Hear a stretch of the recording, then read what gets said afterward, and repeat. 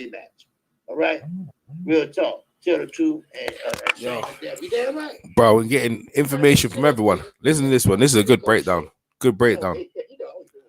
Yeah. What's up, people? I'm just gonna tell it like it is. Here we go. Break it down, Where bro. was your corner at? Yeah. Let's talk that Your shit. corner said, listen, Let's talk that stop shit. fighting his fight. Mm-hmm. Because he was fighting his fight. There you go. I said that this morning. Mm-hmm. He's fighting his fight. Yeah, he is. Anthony Joshua was standing there trying to box, trying to strategize, trying to get in the jab. You ain't that fast. Yep. Stop trying to be Usyk. Be you. Be the best Anthony Joshua. And that's what his corner should have told him. Don't fight his fight.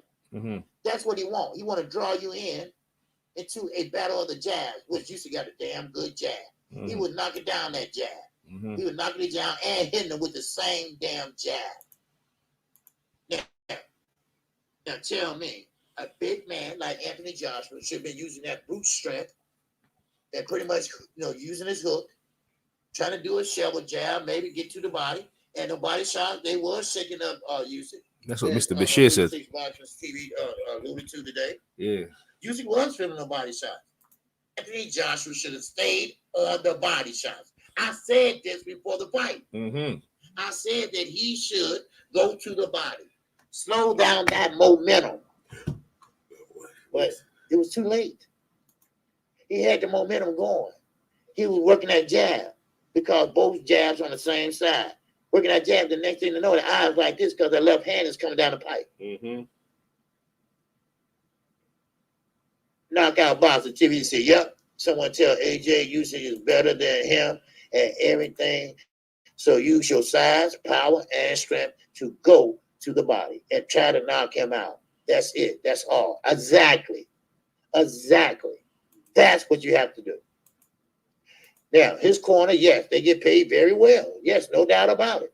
They've been riding high, baby, for the last few years. Oh man, they've been on the top of the top, and Hearn been looking out for them, right? But this is when the time that you got to go in there and do your job. Tell your fighter, just like I said about Adrian Broner. Now, everybody thought it was hard on Adrian Broner. Mm-hmm. But anytime you tell your team, shut the fuck up, I would have walked out. Okay, nigga, you on your own. How about that? Well, same with AJ Corner. He does what he wants. They need to tell him to use that brute strength and pretty much try to move Usyk. Get him scared to go in there. You see? Did you feel me? Because see, sometimes shit in fights piss me off. Especially Eddie Hearn comments. You know how I feel about Eddie Hearn, right? He full of shit. Now they're going to try to screw Usyk on this rematch. There's no way that Usyk should be fighting in the UK when he can fight in Ukraine like he wants to. That's true. And you're right. Lomachenko need to step up and say some shit. Klitschko need to step up and say some shit. Wait, hold on. Because now, if you want to go by A and B side, you see it's the A side. And the A side has to say so. Yeah, we all know Floyd Mayweather, he pretty much alluded to that A and B shit. But a fighter's a fighter. You come to agreement. The B side don't have to cater to what the A side does. We all seen that in Calvin Plant. Calvin Plant is that so-called B side, right? But he ain't taking that shit. He walk away before he do that. Shit. Beat that boy. And that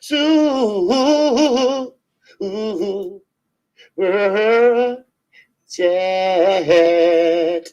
Pete Davenport, what it do, baby, what it do?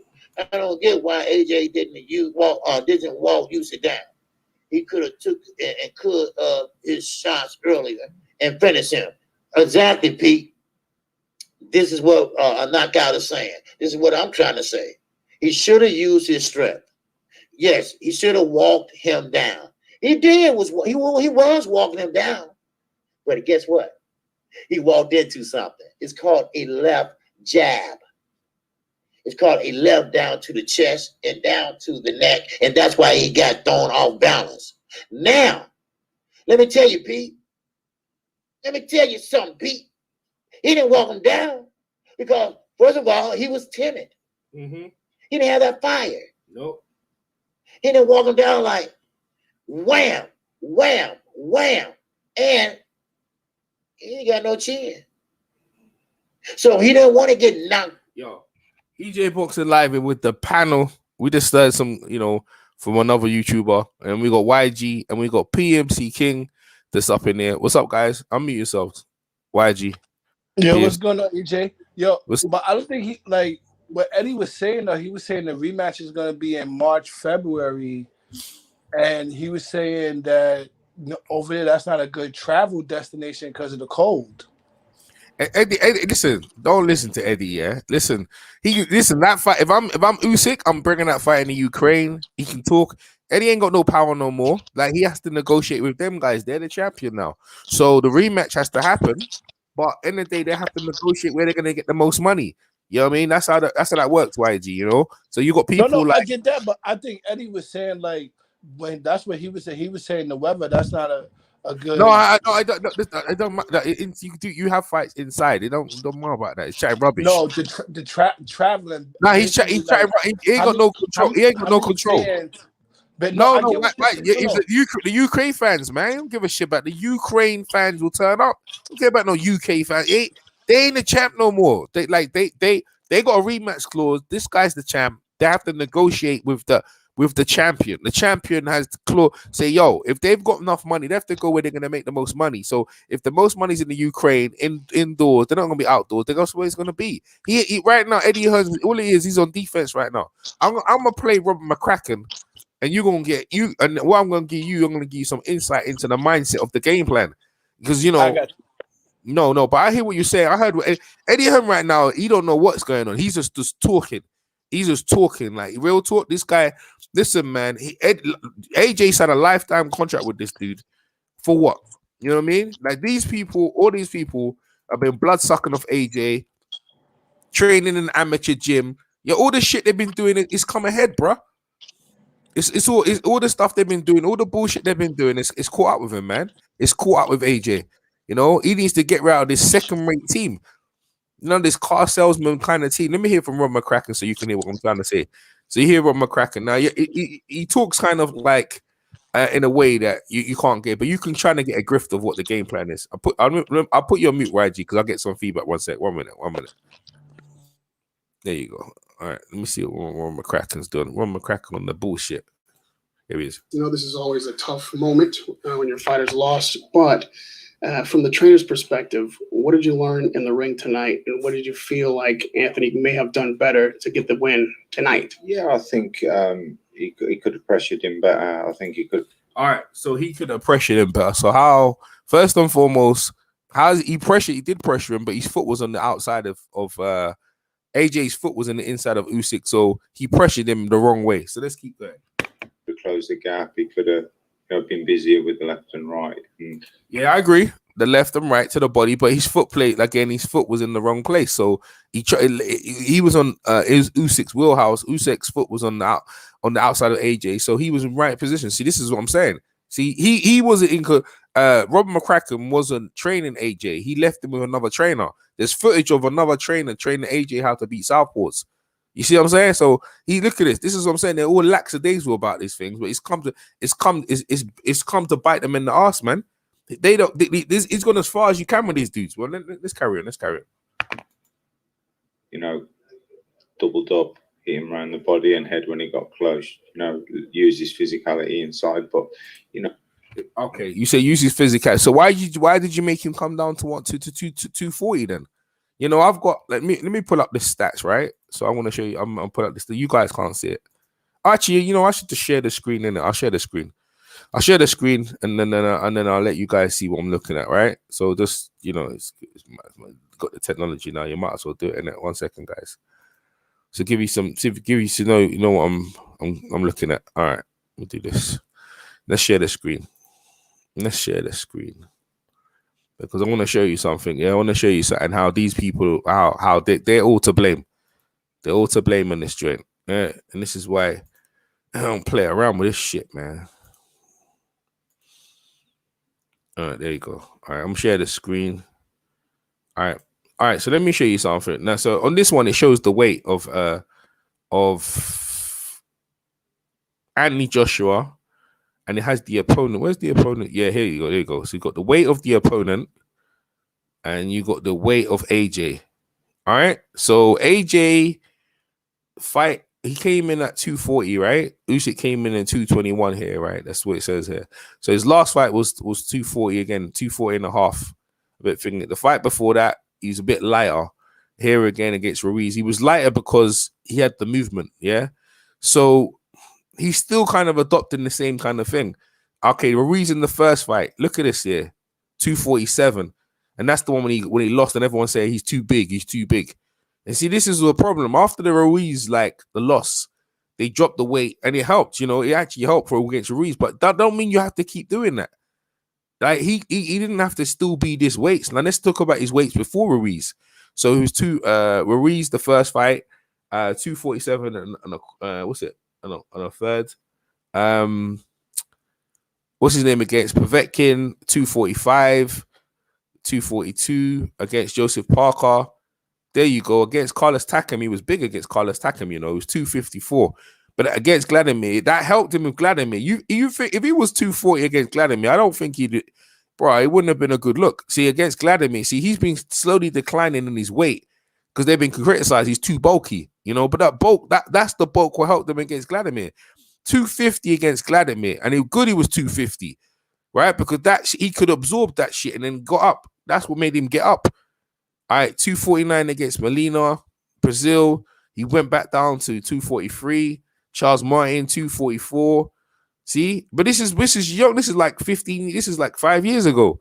Dillian White, 245. So, you know, most of the time he's been fighting over 240. This is what I'm trying to say. Over. So in this recent times, after the Ruiz, for some reason he keeps coming down. And I think that's what's caused him these sort of things, because he's chilling. Because like if you drain yourself down to the weight, to that sort of weight, your punch resistance is not the same no more.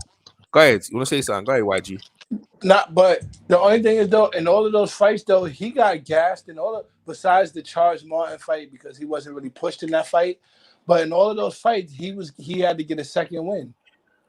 Yeah, but you see, he was explosive in the Pula fight. But what I'm saying is that I'm really talking about the fights that the opponent actually fought. The Dillian White fight, But look at Povetkin. He's 245 and a half, right? But what I'm saying is that in all these fights here, the one where he's over 240, he's strong. He's strong, is what I'm trying to say to you. So he gone back to the same weight near Ruiz, and that's what I'm trying to say to you. He did that, so they got the wrong strategy. He's too light, man. He's a heavyweight. Look, bro, like Vladimir. If you think he was 240 against Vladimir came in. Vladimir came in himself at 240, right? So it's like they're trying to copy Vladimir, man. They're trying to copy Vladimir, man. That's what's going on here. It's dumb, man. It's like, let you be a heavyweight, let him come in big and bold. That's how he is.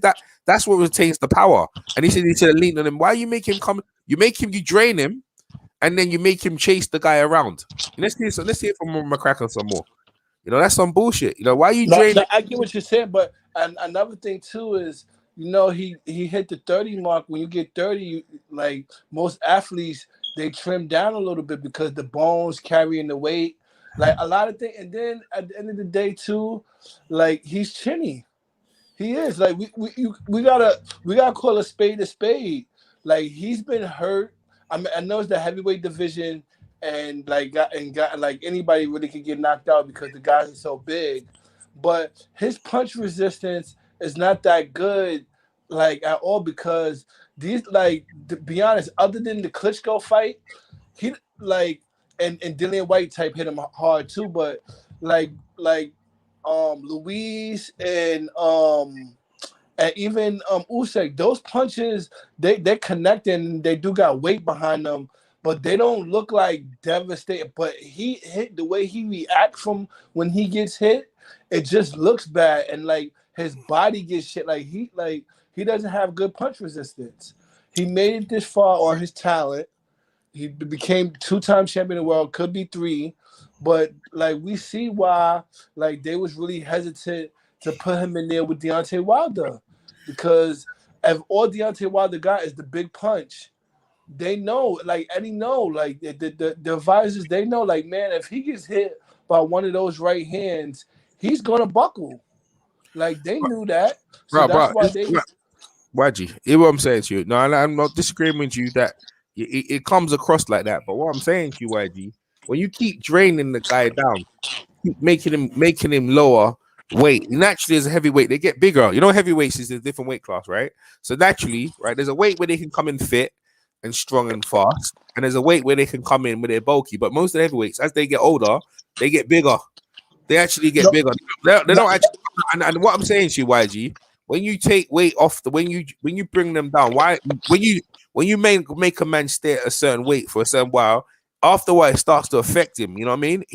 I shows against Vladimir, he was 150 YG, right? Now 150. Now he didn't look slow. He looked far, but against Vladimir, right? That helped him, is what I'm saying to you. It helped him to get. It helped him. It helped him to take the punches that hit. Now when you drain the weight, now he looks like, but Vladimir can hit. And let's get it right. Usyk, he made Usyk look like a world beater. If he was 250, it would have been a different fight, bro. He would have had more in the gun. He might have got tired, yeah, but then he would have had something in there.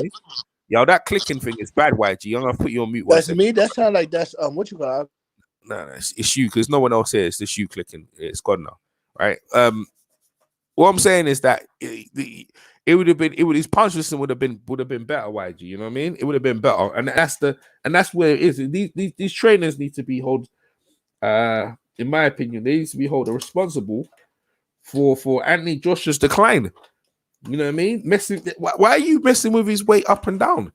You know what I mean? If I go to Lennox Lewis and I look at his weight, I bet his weight was consistently just more or less the same all the time. You know why are you keep messing with the formula, man? They keep messing with the formula. Let me hear some more of Robert McCracken. But why do you can pitch in any time you want? You know what I mean? Let me hear it.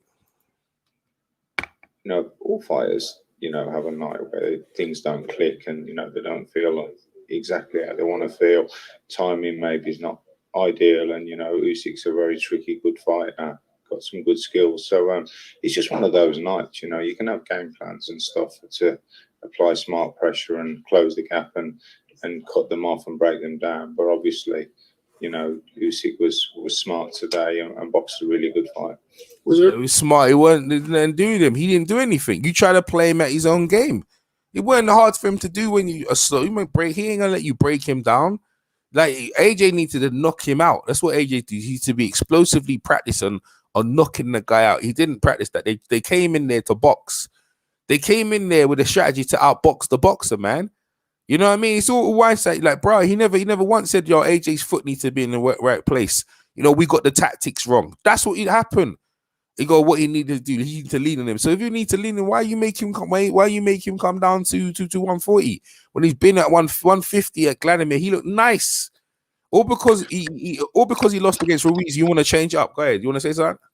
Yeah, but that's why I remember when I was saying before, like, yo, I need to see the weigh-in because I want to see is he gonna come in bulky.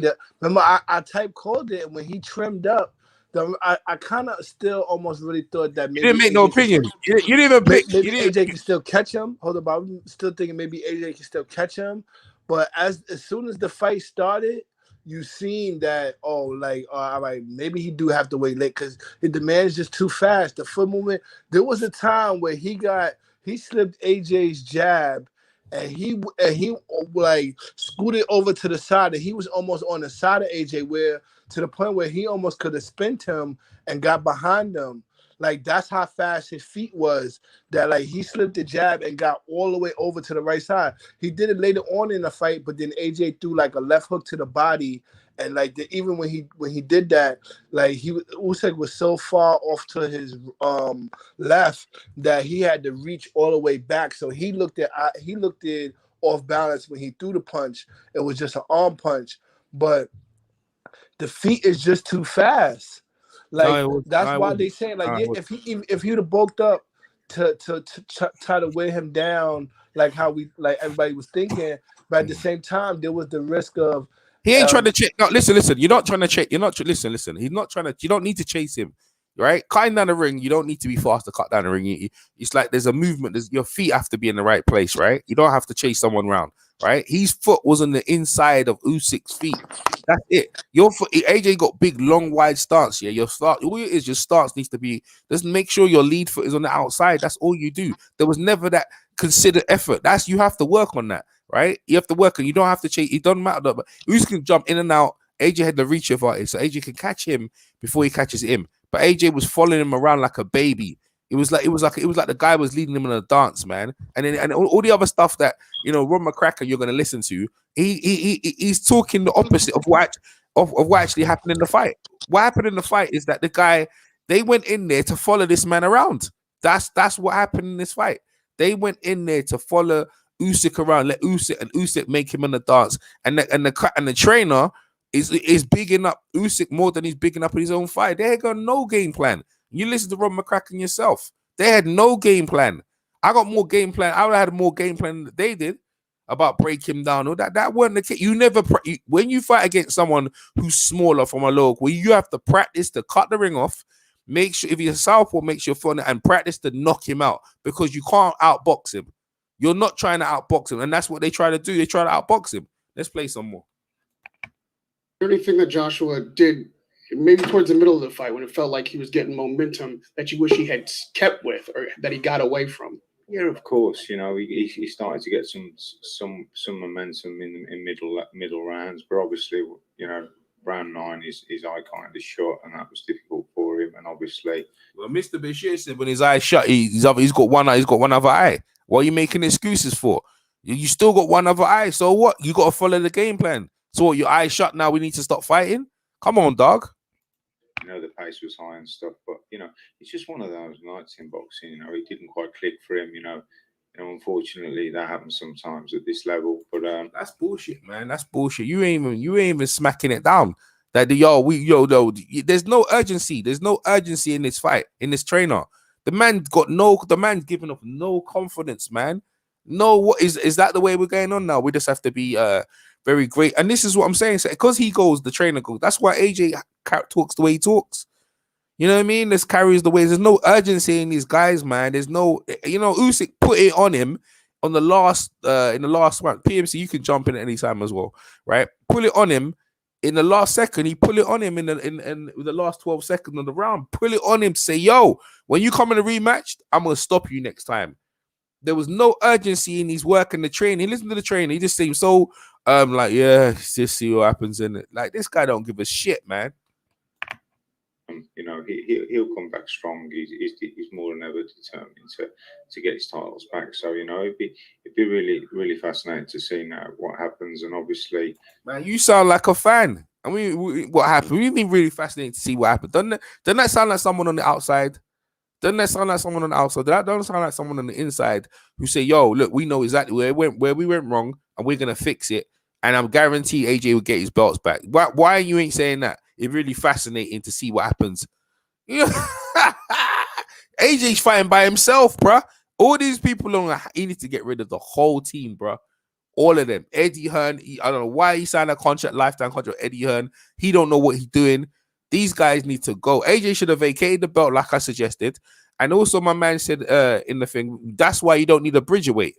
There's no reason for no bridgerweight when you got the heavyweight champ. There's no bridge. They should have called it super cruiserweight. You know what I mean? Ain't no reason. Where's my man here? Look what he put here, right? Earlier on. You know what I mean? Yeah, that's why the WBC bridgeweight division is a waste of time in boxing. It is. There ain't no bridgeweight. You got cruiser and you have heavy, and let that rip. Ain't interested no weight, but rip because they're too big. That's why this guy, smaller guy, came up and he went to work. You don't want to fight no bridgeweight. Traditional heavyweight fighting. That's what we want to see. This guy, this trainer is too laid back and he's too happy eating off AJ, and he knows AJ's not going to leave him because AJ's stupidly loyal. He'll have to get them titles back because it's a good fight in Usyk, but it's a fight. We believed if he was on his full engine and he felt great in there and it was doing the right things, he'd have won. See what I'm saying? On to do the right thing. So he's trying to say he's doing the right things. So he done exactly what you asked him to do. Like, he did exactly what you asked him to do. There wasn't more than what he was doing it. You never told him that he was losing the rounds. Yeah, whatever you told AJ to do, he was doing it. So what do you mean? See, this is what I'm saying. They don't know how to beat They look at Usyk and they're, wow, he's this, he's that. You what you did when you do that, you just take away from your guy, man. You can't do that. You can't do that when you go into a fight. You take away from this guy. This is how to beat this guy. We need to knock him out. We need to train to knock this guy out. They never did. They trained to go the distance. That's what they did. They trained to survive. And it shows, man. Is there anything that Usyk did that surprised you that wasn't really expected or game planned for? No, he's got quick hands, and he's got a very good jab, and he's very quick with his counters. He throws the left hand and doubles it up sometimes, and obviously he's very accurate. So he got more nice things about Usyk says about Usyk than he has about Joshua. I can tell you that right now. Look at it. Look how he can break down Usyk. He admires him, man. This man admires the. Yo, you might as well be in Usyk's corner, bruh. You might as well go in his corner because look how you can just break that. You see, when he talk about Joshua needs to be this. You just like, but when he talk Usyk, it's like, oh yeah, man. You see these guys here, man. This guy, listen, AJ needs to sack these guys, bro. They bringing him the wrong energy. Constantly thinking it was very, very, very good fighter, top fighter, world champion now, and it's just the way that the game is. You've got to deliver every time, and just tonight, Anthony didn't deliver, but I'm sure he'll come back stronger, and he put on a really, really good performance in the rematch. That's for sure. Speaking of the rematch, see, I'm saying he what for sure for what though? You got no listen, bro.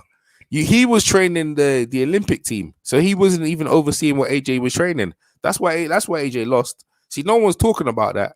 This is the fact. He was training the Olympic team in the summer. He only came to AJ camp probably two months in. So AJ, what's AJ been doing the whole time? Draining himself. Yeah, AJ, you need to lose the weight. Why? Because you're too bulky. Okay, I'll lose the weight. Okay, now what? I'll bring a southpaw trainer in and he'll train you. I gotta go to the Olympic team. See you later. Man, AJ should have sacked that guy, man. Yo, should have sacked him. Sack that guy, but that's why he's lost, man. Look at this guy. That's what I'm trying to say. He sounds like someone looking in. He does, man. Like, listen to the man, the train. Remember again, this is his lead trainer, This is his head trainer. When do you think you should have the rematch? If it was entirely up to you, is this something he should jump right back in the ring, or does he need time, like 6 months, to climb through those ropes again? Yeah, I mean, you have a little bit of a break and then just see where he's at. But ultimately, this is his 11th world heavyweight title fight. So it's remarkable that he's had 11 world heavyweight title fights. He's been learning on the job. He's been, he came through quickly. But he's fought a good fighter tonight. He came. See what I'm saying? He came through quick. He's a level. It's a remarkable. What do you mean it's remarkable? But why would you say it's remarkable? You see what I'm trying to say? You see how he downplays AJ? It's remarkable. I can't believe he did. I don't know. I didn't think he could do it. He doesn't believe in AJ, man. He doesn't believe him. You see what I'm saying? I ain't gonna play no more than that. He doesn't. The crazy thing too is, and I heard AJ said it at the press conference, and it threw me off a little bit because, like, you 31 now, and you've been around the block a couple times now. Like this, I'm still learning on the job. That's something that somebody in their 20s say. Like all of that, I'm learning. Like, I don't want to hear you learning on the job at this point. Yes, you in your 30s now. Like you could have said that before, but now, like at this point, you supposed to all of those things you supposed to have. Like you're right. He wasn't practicing on keeping his foot on the outside. None of that. Like the trainer doesn't believe in him, YG.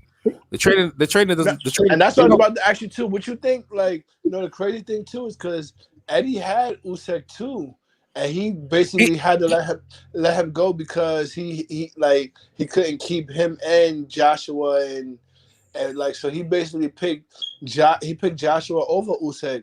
Like, he bet on the wrong horse. No, YG. What it is this, right? He put the protectors, Tony Bellew and Derek Chisora, to make him look bad, to devalue Usyk. So he was doing everything he can to make. That's why I said he bet on the wrong horse. Yeah, Eddie Hearn's terrible. Right. You see on the street? You see that on the screen? You see that on the screen right there? I guess YG's on mute right there. All right. So George Foreman. I thought you was letting me talk. I did George Foreman comment. Yeah, read that out, YG. Read that out, YG. Okay. He said, saw the Joshua Usyk fight. AJ seemed afraid. He lost his identity. Should I be cautious? Go 12. Attack with my power. Usyk, typical southpaw. If you won't hit me, I'll be aware to hit you. Something's wrong. Not AJ. He took his punishment. Who are you, AJ? Keep reading. Keep reading. Then he says, AJ just seemed confused. I've been there. Too many in his ear, making up your mind and be yourself. A puncher. All right. So now you listen to the comment of the trainer. Now let me play it now. Now listen to the comment of the trainer. He's been learning on the job. He's been, he came through quickly, but yeah, he's fought a good fighter tonight. He came off second best, but it's a great rematch, and there's lots that he can work on and improve on, and that's what he's all about. That's what he'll be looking to do. And John, This, bro. You see this is why he's lost, man. This is why he's lost, man. There's no like, bro. You know what I mean? This is important. This is like a must win for AJ. There's none of that urgency from the trainer. You don't get it. You don't get the energy. You don't get that fire from the trainer, and that's why AJ is where he is, man. And that George Foreman's comment is to say you don't know who he is. The man don't know who he is. You know what I mean? And Rob McCracken doesn't care. He's just a carefree, laid back guy. Goes to the pub. Goes to his local town. He's just an English guy who stays in his areas, quiet mannered. He's a nice guy, Rob McCracken, but bruh, he's a good amateur. He still looks at AJ like an AJ amateur that's coming through the door. He still is remarkable that he even done 12 different. You see what I'm saying? When he says he's remarkable, that means I can't believe he even done that. I thought he'd have lost long time ago. He don't believe in AJ. But when he talks about Usyk, bro, he's all on it. He's all on it, man. AJ reminds me of Daniel Dubois. Daniel Dubois is another one. He's the way them lot are this big hunk of muscle, just controlled by these guys, man. They got no brain. The thing about Daniel Dubois is real young though. But what he's saying is that it's their brain. They can't think for themselves. They're programmed. It's like someone's programs. Someone's programmed them to think. You know what I mean? Shout out to Don Charles, by the way. Don Charles was the first person to tell me that Usyk was going to win on points. So Don Charles called it. Hopefully I can interview him some point. If you haven't seen my interview with Mr. James Ali Bashir, check it out on the channel. Mr. Bashir don't hold back. He goes fully in. Nothing at AJ. AJ trains at amateur gyms. This is I knew this all the while, but I never, because things are working, I never said anything. Why you're a professional athlete training at amateur gyms? Rob McCracken is the head amateur trainer for Team GB. And he's got too many. You see, most of the time when you're a head trainer, you have your role, right? He's got two roles, so he's getting paid from Team GB, loads of money, and he's getting paid from AJ. Most guys has one role, and their one role is to look after the heavyweight champion of the world. That's why. That's what's going on. So Rob McCracken has two roles. If AJ was to leave, he was okay. AJ, leave me. I'm still Team GB head coach. You know what I mean? Like it's the trainers eating off the place. AJ is the one who's not getting the attention that he needs, man. And I don't know if Robert McCracken is the man no more. AJ seems confused, right? I see him as confused. He's been there, yeah. I've been there, yeah. Too many in his ear, yeah. Made up your mind to be yourself, yeah. You know what I mean? Be a puncher. You're a puncher. See, George Foreman will tell you who you are and who you're not. He'll tell you who you are, you're not. Let's hear some more from Robert McCracken and his bullshit. Joshua, in true class fashion, is taking all the responsibility on himself. But I know that you have a role as a trainer, and I'm sure you think of what you might have done different or how you might be successful next time. Talk to me about those two elements. Yeah, I mean, there's lots to learn, isn't it, from every fight. But certainly with Usyk, is a really honed top level boxer. Very very experienced. So you've got to keep him off balance, and you've got to keep him occupied with your shots. And you've got. Oh my God! See, there you go. Is that how to be Usyk? No, I want to hear that again. Let's go back to what you said. Is that what you? That's not how to be Usyk. You got to keep him balanced and occupied with your shots. Why? See, this is what I'm saying. That's what AJ. See, AJ never went to knock him out, man. See, he told AJ to go in there and pepper and prod and this pro. He never told him to knock him out, man. He did. I don't think he went. I don't think because he likes Usyk so much. Yeah, all right. I don't think he went AJ to knock him out. I think he'd feel bad. The man should be in Usyk's corner. You know what I mean? We keep him off balance. You know, why would you just knock the bit? He's a smaller guy. Knock him out, man. Like, knock him out. Run that back. Let me run that back again. Because is that, see, that's what I'm trying to say to you. That's bullshit, man. That's bullshit. Why don't you send him in there? You're the big guy. Come in at 250. Knock this small guy out, man. Knock him out. Why are you playing around with your food? Let's play it. Top level boxer, you know, very, very experienced. So, you know, run it again. Run it. A really honed top level boxer, you know, very, very experienced. So you know, when you're going against a boxer, if you're fighting a boxer in the ring, you need to become a fighter, and then you need to fight him. That's what AJ should have did, not box with him. You've got to keep him off balance, and you've got to keep him occupied with your shots, and you've got, you know, double up on him, and you can't stand off him. You know, you got to use your jab, you got to follow it with the right hand and hooks and stuff. But you know, Anthony's got time to work. See, he never at that point. He's not even saying that he should have knocked him out. See, he's not even saying Anthony should have gone for the knockout. Why don't you just say it? See, he couldn't say it because it's painful, because he admires Oleksandr Usyk. That's what it is. They admire him. They don't want Anthony to beat him up. That's what it is. The sabotage is there, you know. In his words, you can hear it by his words. They never thought they'd go in there and try and knock him out. Why not? That's what Anthony Joshua's been doing in it. When he see Dillian, that's what he's been doing. That's what he's been doing. He's a knockout artist. Look how many knockouts and he goes in there and he knocks guys out, bruh. That's what AJ does. That's why he got the fan base he does. He don't go in there to outpoint you. He don't go in there to out-decision you. AJ goes in there to knock you out. You know what I mean? AJ needs to take it seriously and look at his team here to make proper decisions moving on. Yeah, he does, bruh. 100%. He does. You know what I mean? He needs to go in there and be who you've been, like George Foreman says, man. You're a puncher. You know, this trainer ain't believing him about going there and plodding. There's some more of the bullshit. You know, he'll have learned lots from that fight. So, you know, better pressure, smarter pressure, and you know, like bigger shots, and you know, put it on him. And lastly, what was the first thing that you said to Joshua when the decision was read? Yeah, no, it is what it is, isn't it? You know, it was a difficult fight, and you know, his eye closed in round 9. It kind of dipped there for. You see what I'm trying to say? Yo, you ever see Sugar Ray Leonard, right? When he fought Hagler, he goes, "You're blowing it, kid. You're blowing it," and his eye was shut, you know, against Hearns. He never said, "Oh, your eye's shut. What do I do?" He goes, "Bro, you got one eye." He goes, "You're blowing it, kid. You're blowing it, kid." You need to pressure him. You need to put fire in him. And Sugar Ray listened to the trainer, went out and knocked Hearns out. Stop Hearns. He opened up. See, this is what I'm saying. Go ahead. Joe Dundee, I'm about to say, yeah, he actually helped Ali too, because Ali wanted to cut the gloves off when his eyes was burning versus listening. Yeah. What did he say to him? Those were two big moments in his career that he really helped his fighters. There you go. But the thing about that though, like, them guys became more yes men to, like how you said, them guys is yes men to AJ, man. And at the same time, he's so nice too that he, like how you said, he letting them slide, doing things that they ain't supposed to be doing either. He never once said it. He never once said in the build that I'm gonna knock this guy out. I like Usyk, but it goes. You could have said, "I like you, Usyk.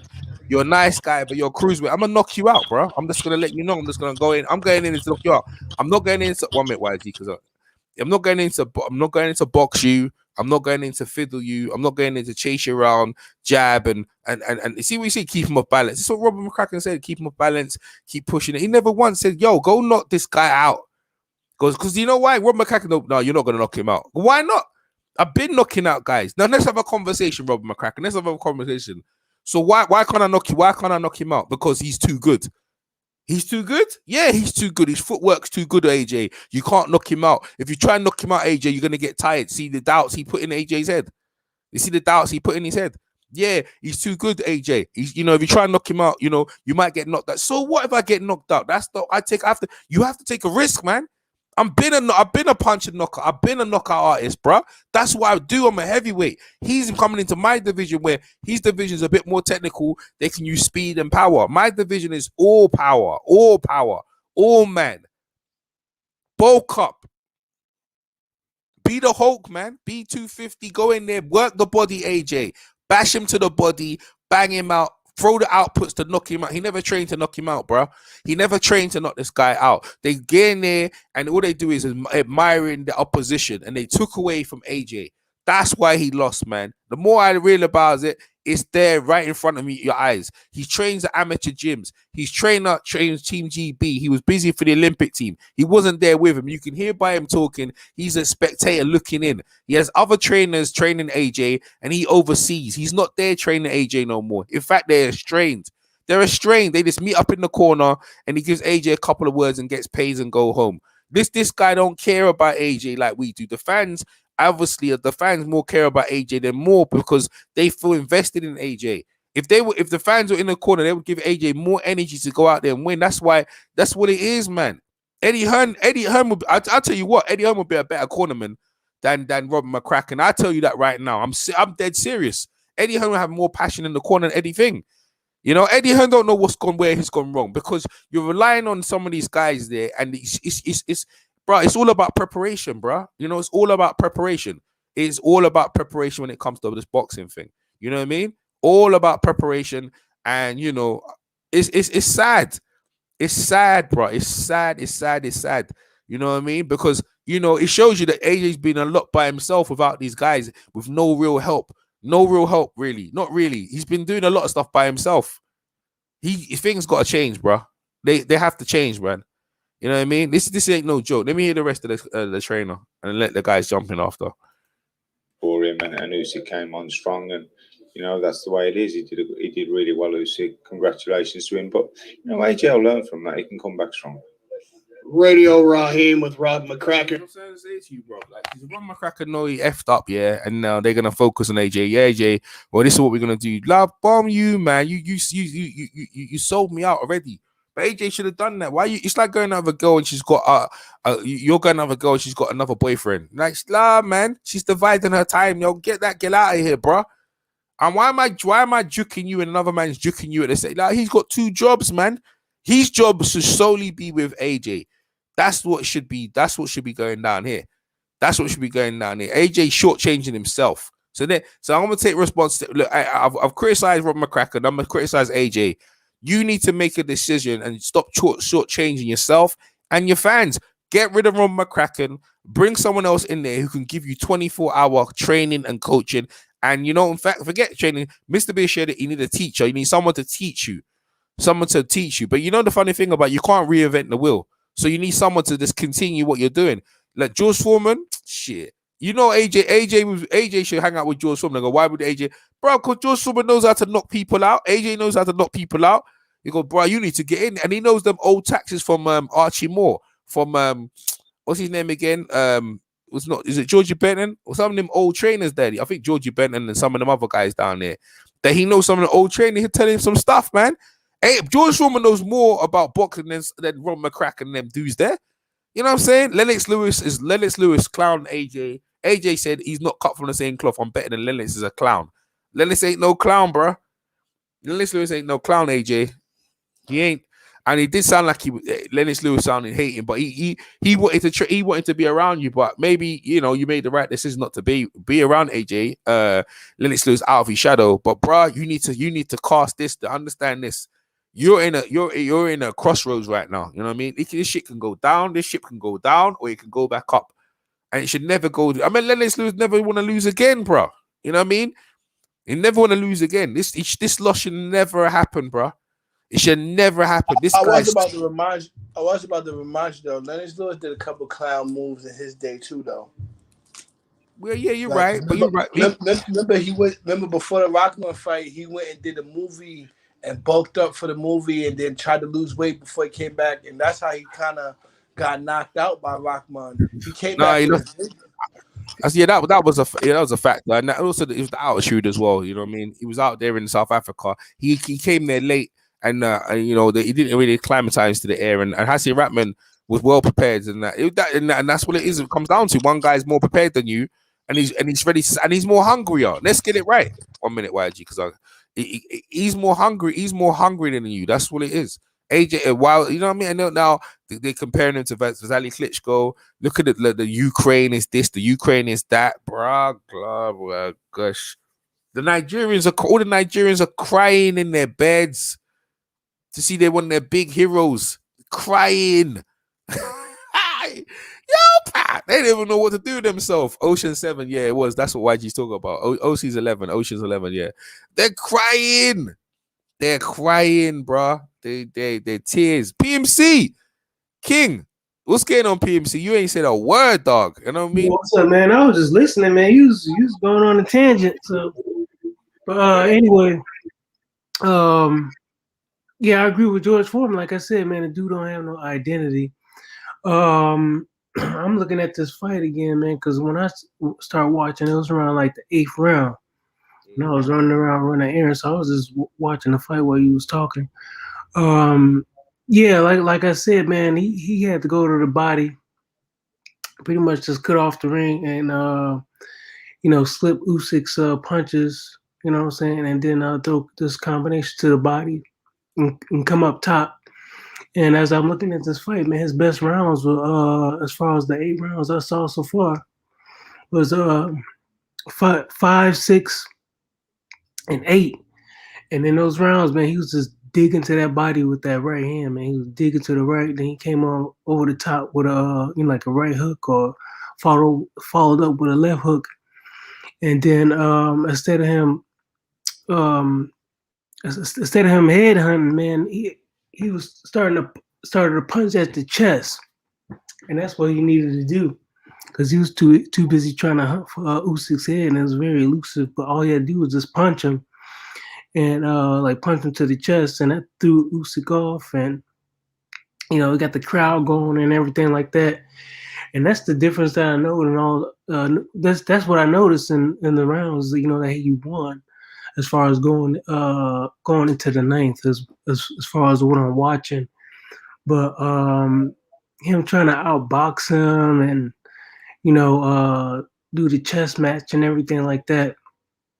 That's where he messed up. And then not only that, man, Joshua, man, he's got his head is straight up, man. He goes straight forward, straight back, straight forward, straight back. Not once have I seen him like step side to side when he was trying to cut off the ring or anything like that. I mean, it's just fluid movement. Step to the side, step to the side, step left, step right, step left, step right. As he's moving forward, moving backwards. He wasn't doing any of that. You know what I'm saying? He wasn't circling, using his front foot. He didn't circle anything like that. He just kept going back and trying to reposition himself, trying to keep Usyk in front of him and stuff like that. Man, he's just like people said, man, he's just like a robot. He ain't got no foot. I mean, all you gotta do is just plant your feet and take one step to keep one guy in front of you. All that movement and stuff like that, and just step to the side. You don't have to follow the dude around the ring or anything like that. So that's what I noticed. But man, his best round was like round 5 and 6 and 8, when he started landing those right hands. And he started landing those right hands. They started landing when he started punching at the chest. And sometimes Usyk would try to be elusive, and he'll dip right into that punch, man. He'd be right there, as long as he just kept throwing straight for that chest, man. So, I mean, if Robin Kraken is worth his soul, or any of these trainers are worth their salt, they'll tell him to do that, man. And a good fight, man, for like an upset. I mean, a good example fighters punching at the chest is with Rungvisai, I guess, got the upset versus Chocolatito Gonzalez. Yeah. That fight, man, that southpaw from Thailand, man. If you see those weren't all, and he was the taller fighter, but he was still aiming at Chocolato's chest. And if you see a lot of those punches he was throwing, that they weren't directed at the head. A lot and every time Chocolatito would duck down into those punches, but he was throwing at his chest. So, I mean, that's a good fight to watch. The 1 and 2, because that's what the dude was doing, and that's what Anthony Joshua was doing when the rounds he won. He was throwing punches at his chest. Sometimes he would hit the shoulder, but sometimes he hit that shoulder or whatnot, and sometimes he just hit the dude right on the button, right in the mouth. And then he goes straight to the body. You know what I'm saying? He goes straight to the body, straight right to the body, straight right to the body. And that's what he needs to do. And every time he hit Usyk to the body, man, Usyk was, backing up, you know what I'm saying? And sometimes Usyk would throw a counter or something like that. But for the most part, Usyk was, circling. He was getting out of range after he felt one of those body shots. Nah, I understand what you're saying. Like he got to go back and work on his foot movement and everything. But at the end of the day, he's still chinny. So it's like guys already know going and from here on out, I know it too. Yeah, Like but going into a fight, he's not like with these heavyweights. The rest of the guys, the Joe Joyces, the Deontay Wilders, the Tyson Furies. Like these guys, I already see like these guys is gonna be looking to just let me touch that chin because his body can't react. His body's not gonna react well. He got some he do got some power and some meanness that's in there with him. But at the same time, that's why they were saying like the Luis fight took something out of him too, because he squarely hit Luis and Luis got up. And I think that took something out of him. Like they say, if you hit somebody with your best punch, right, and then they get up and then they basically he got up and basically knocked him down. And look at like when he gets hurt, look how his body reacts. You see how he reacted and how he falls. Like when he goes down mad clumsy. Like bro, like it's just bad, man. Like they did the best they could with what he got. Like they got this guy 2 times heavyweight champion of the world. You know what I mean? Unified champion. But at the end of the day, like he ain't like he ain't it. He ain't it to hold the titles forever. Because once somebody really gets in there with him and they get to touch him, he's going down. Yeah, but that could be one thing. But he got up, man. Klitschko was dogging him out with those right hands in that Klitschko fight, man. And he got knocked down. He got right back up. Yeah, but that's the thing though. Klitschko was 40 at the time. You gotta think about this though. Yeah, but you know what? I respect that too. But one thing that I always took out of that too though is that Klitschko was 40. Like if Klitschko was a little younger, I believe like he probably would have got Joshua out of there. He probably would have. But the thing is, you got to remember the dude ain't been knocked out. You know what I'm saying? So he got stopped. Who ain't been knocked out? Anthony Joshua. Yes. You mean what you mean like knocked out? He ain't get knocked out cold. You know what I'm saying? I ain't seen him get knocked out. But Luis is not knock you out cold type of, but let him get in there with Deontay Wilder. Yeah, but it'd be NyQuil if he get in there with guys that are real stiff, pitch you to sleep punches. So for one thing, we know he ain't like that dude Price. You know what I'm saying? Price has been knocked out and laid on his back many a times, even though he's a big puncher. But what you do know is that he can throw good counter punches on the inside in a firefight. You know what I'm saying? So he's got to be willing to take risk and stuff like that. And then if you notice his hand placement, as far as where his hands is, not one time I see where his gloves were pretty much on his chin, protecting his chin. He was too busy trying to paw out that jab and get distance and stuff like that. He's not that type of fighter, man.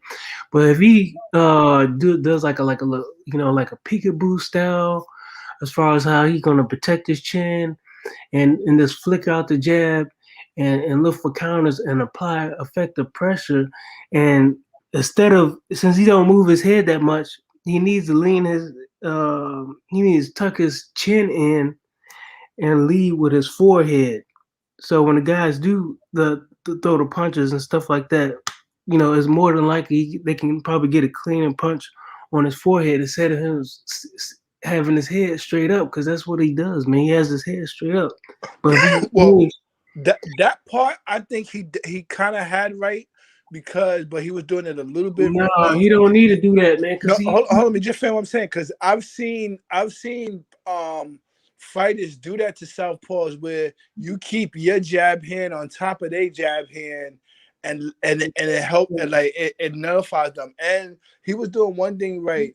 If he didn't do that, he probably would have got knocked out. no, You're not supposed to do that. He was stiff arming, which you supposed to like. He was stiff arming, what you call it, in a way like you, but they let you slide with that in England. But he was stiff arming. He was holding behind the head. These are certain little bit of tactics, roughhouse tactics that you're supposed to do. Yeah, but but he don't need to do all that, man. You know what I'm saying? His thing is the counter punch. That's it. That's it. And the only reason you use the jab is like Guillermo Rigondeaux is for probing. Only reason you do on this Theophane, whatever his name is, Lopez, whatever.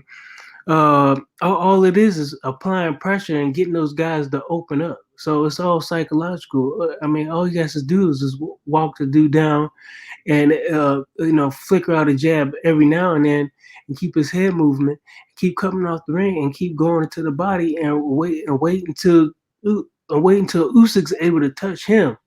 You know what I'm saying? Because once Usyk's, he's the dude with the longer reach. So once Usyk's in range of him, then he can let his punches go.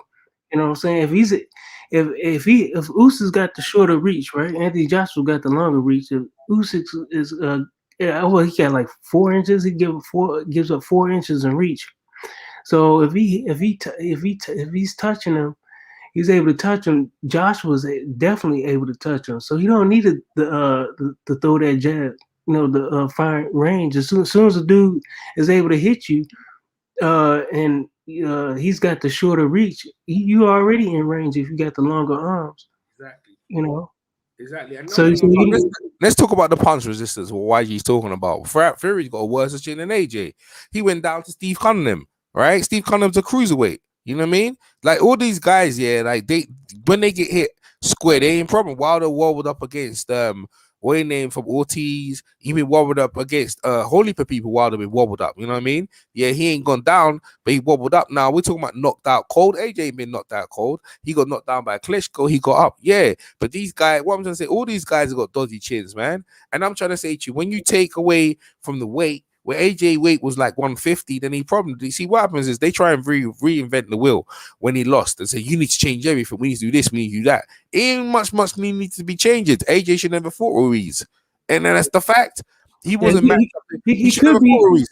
And when he was in the fight, he was too impatient because he was there training for so long, and he was impatient for them. Look, this fat kid, I'm just gonna hit him one time. I'm rushing, get him out here, and let's go home.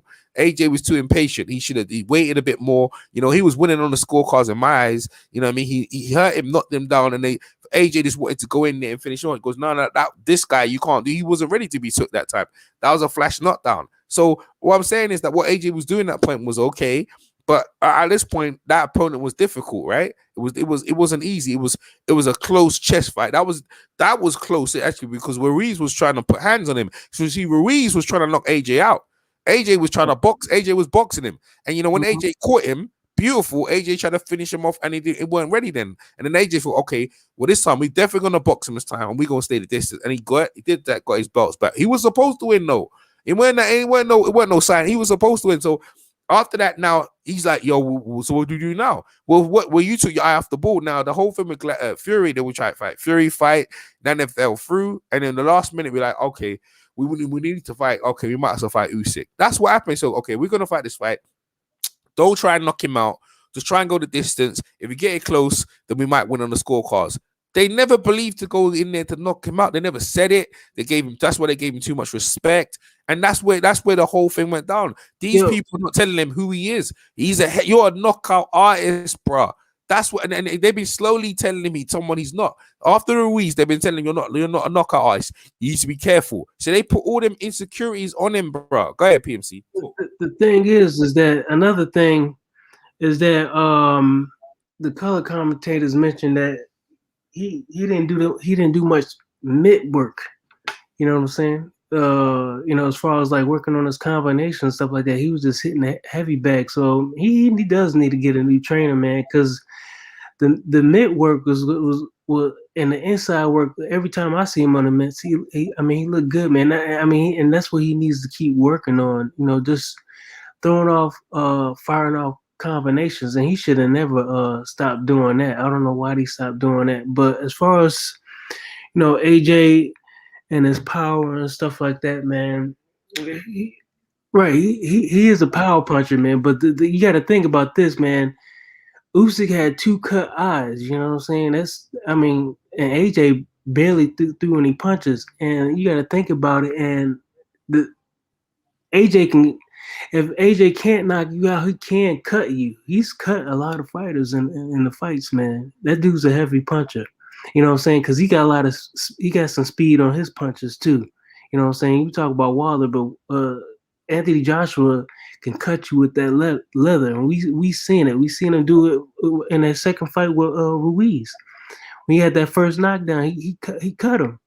You know what I'm saying? I've seen it multiple times where AJ just the 1-2, and then that right hand busts somebody's eye open. You know what I'm saying? It cuts him.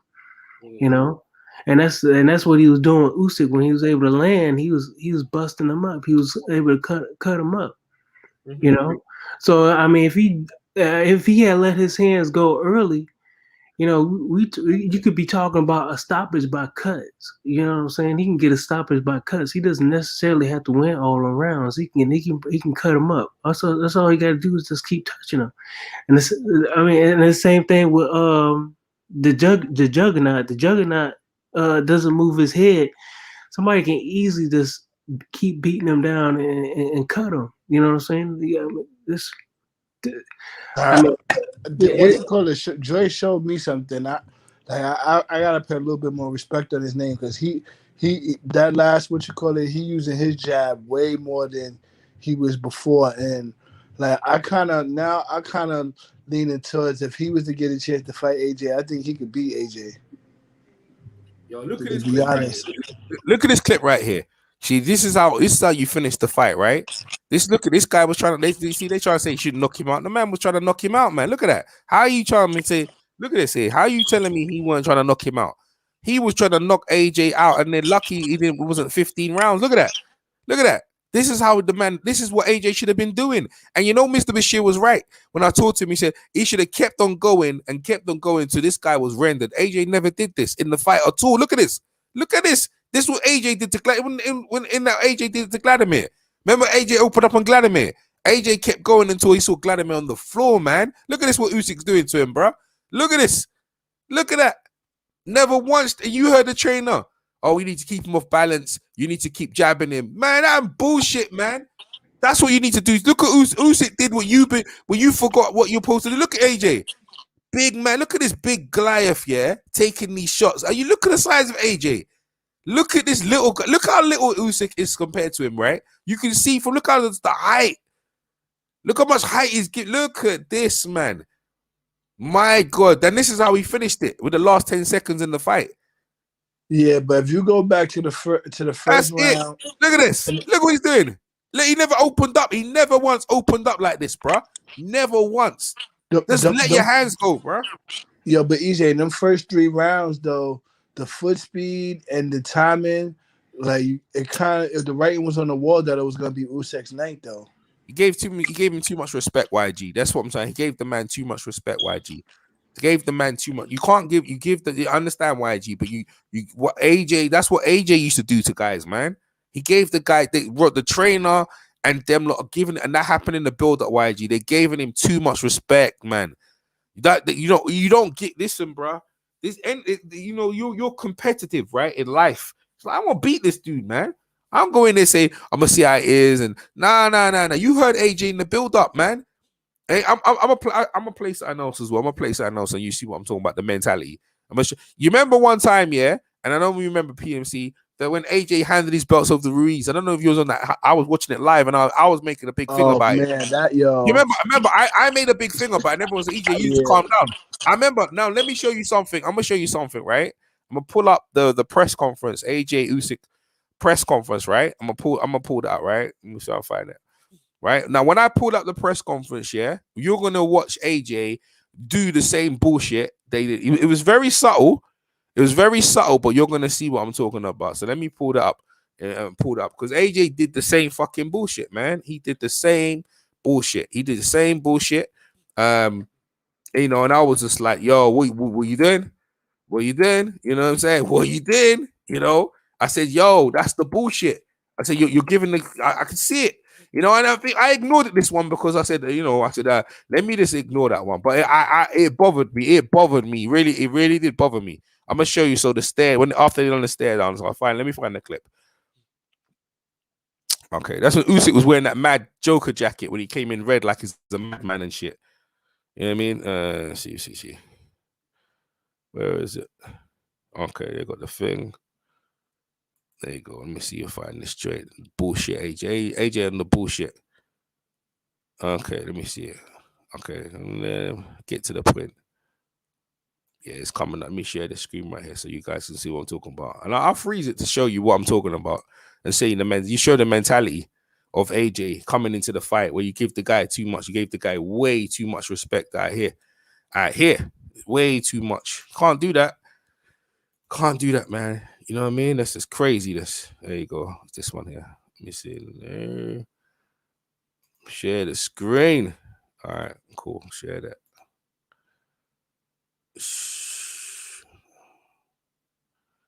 Nah, not this one. There you go. All right, should be cool. All right. Let me just zoom in on this. All right. So you guys are watching this now. Let me make sure I got it on my screen right here. Make sure it's on my screen right now. All right. I'm gonna play this right now. As you can see, there's their face to face. Eddie smiling, thinking about the money and everything. Like now they're gonna turn together. Right now, this is what I'm talking about. So now they're doing the face off, right? And Usyk in that mad jacket. Now watch what AJ does. And this is what I'm talking about. And you want to be the guy's friend. You want to be friends. So in this stare out, you know, usually you need to be the first to turn away. You know what I mean? Or usually someone talks shit. I'm gonna do you. Watch what AJ does. Watch what AJ. It's coming. It's coming. You hear what I'm talking about? Ah, shit. This angle's bad. This ain't a good angle, man. All right? Shit. I need to find another angle.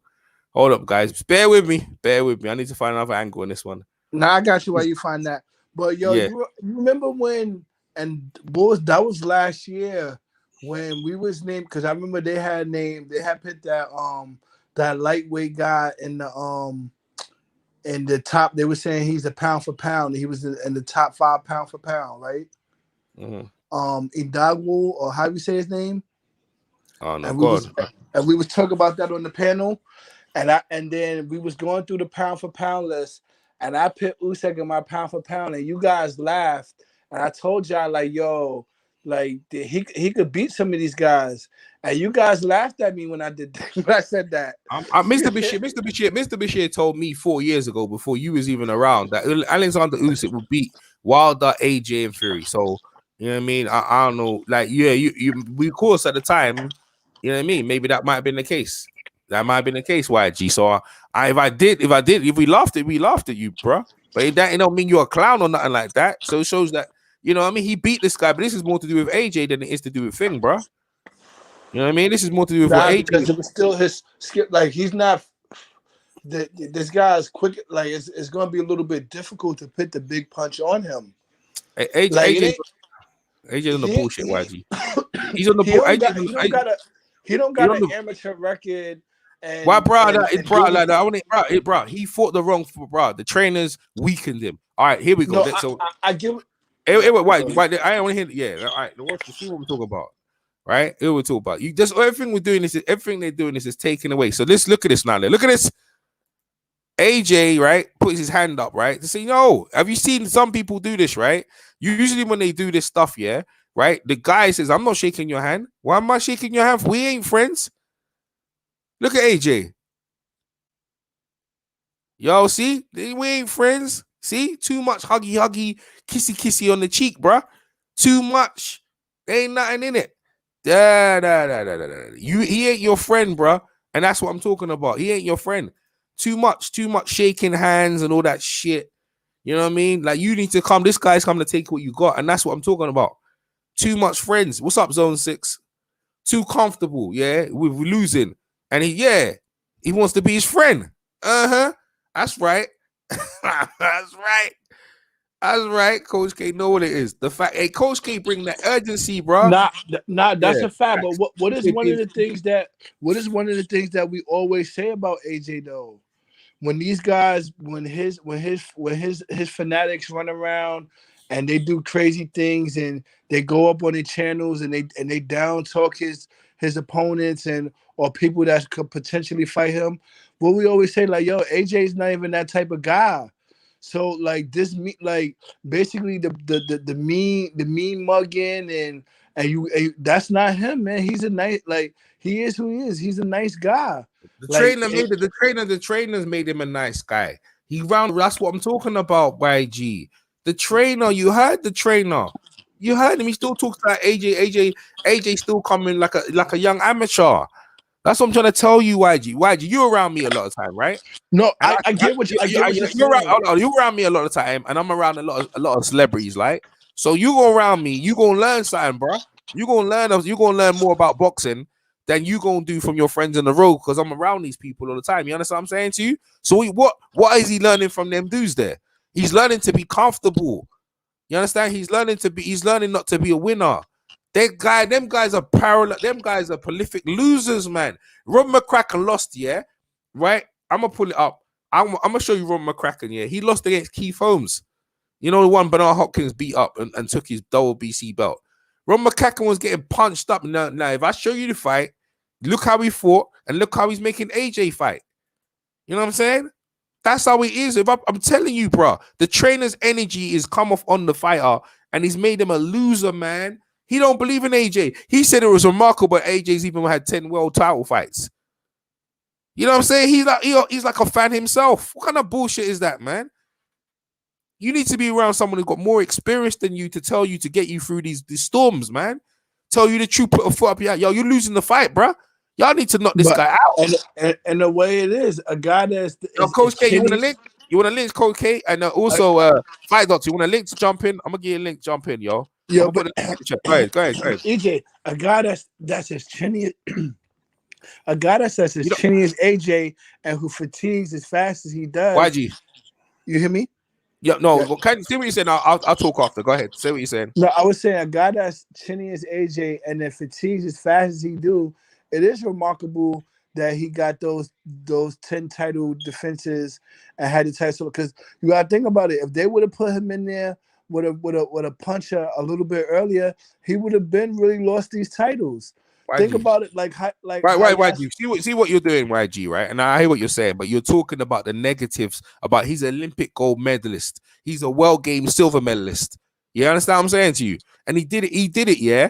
He did it all in space of 2 years, and then all of a sudden he's a pro, right? So that means this guy is like he's a shooting star. He's destined for great things. There's nothing else he needs to learn. So when you're with these guys who've never had no one like that, they don't know what to do with him.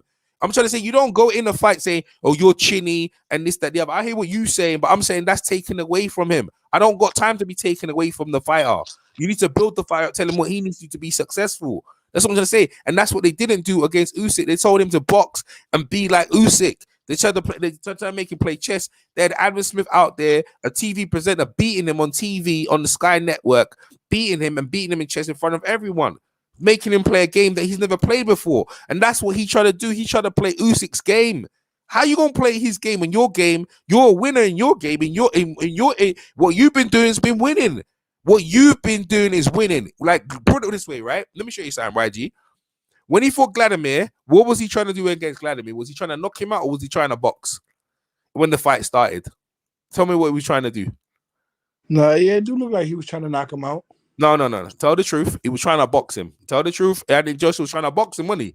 He was trying to outbox Vladimir, wasn't he? Yeah. I thought he was not. Well, I gotta watch it over. He was trying. Okay, he was trying to outbox Vladimir. So that's the wrong strategy, innit? Right? Now, when did the fight change? When he got knocked down, he reverted to who he was. And who was that? Who did he look up to? Mike Tyson.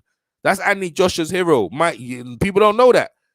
They don't know that. Anthony Joshua looks up to Mike Tyson. That's the guy he loves. That's the guy he wants to be like, Mike Tyson. When he got knocked down, and that ain't Rob McCracken, that's Anthony Joshua himself. When he got knocked down Vladimir, who did he turn into? Did he go back to box? No. He went into Mike Tyson mode and went swinging for the fences. That's what he did. He did the same against Ruiz. When he got knocked down, when he knocked Ruiz down, he tried to knock him out like Mike Tyson, and he got caught because Ruiz was better than him at that style. But what they told him is, don't do that again. Don't ever do that again. Don't do that again. And they scared him off from that. That's what they did. They took away from who he is. Don't worry, YG. Don't worry about getting knocked down.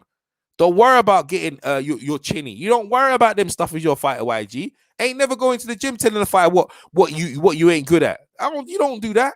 You don't do that, YG. You tell the fighter where his strengths are, and if he can work his strengths, then maybe you can be successful, YG. That's what you do. You know what I mean? I'm around fight. I don't go in there and say you can't do. Nah, I ain't do that. They ain't do that. You don't tell them where they're gonna be successful, bruh. That's what you do, bruh. And that's where they've been doing with this kid. They've been telling him the wrong time for the longest. Why are you gonna tell him to out? But if he went in there, let me tell you something, YG. If they went in there and they said knock Vladimir out, they go, what do you mean? Go in there to knock him out, man. Turn into Mike Tyson and knock him out. He would have knocked Vladimir out within 3 rounds. He went in there too respectful. But then when he got hit, he turned into the Mike Tyson and bombed them out. That's what I'm trying to say. He lost who he is. That's what I'm saying. He forgot who he is, and they took it away from him. They've took it away from him, and he don't know where he is. He don't know who he is no more. Because they told him, when you get knocked down, you can't be like this no more. Don't do that no more. That's not good for you. Yeah, it was good for him because that's what got him beat Vladimir's ass. You should see Rob McCracken. I should show the clip, yeah, of when he knocked down Vladimir. Rob McCracken's looking around left and right. I can't believe he did it. I can't believe he's got 10. You can't see because he don't believe in Anthony Joshua, bro. You got a trainer who don't believe in you, man. That's what it is, YG. That's where we at the moment. I'm solid on that. I'll tell you that for free. Bro. You need someone to believe in your ass, bro. You don't know bullshit. Playing no games out here, man. I'm trying to find a picture of Mike Tyson. Dude, I'm looking at this fight, man. Joshua should knock him out in the next the rematch. Yeah, he should knock him out. That's right. Well, no, it's as simple as this. All he has to do is stop keeping his hands in front of him. Looks like he blinded himself the way where his hands are. But when he started applying that pressure, man, and start throwing them punches at the chest and going to the body, he was landing more punches, and that's when he started busting up Usyk, man. Yeah, it was round 9 or 10. Yeah, cut Usyk. Usyk had bloody his nose. I think that was like around the 10th round. But Usyk was had to answer back every time Joshua landed something. Usyk would answer back, but at times Joshua, wouldn't stand his ground. You know what I'm saying? Fire right back at him. They told me scared of him. That's what they told me.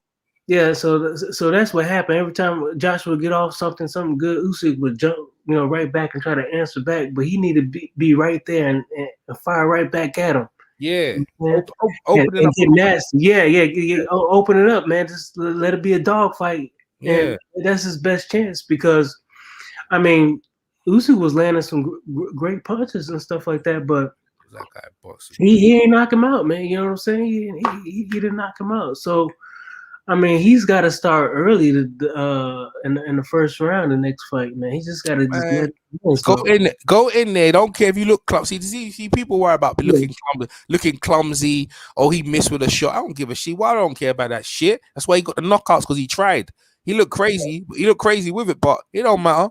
I mean, look at the Wilder Fury fight. Wilder just kept throwing that bad.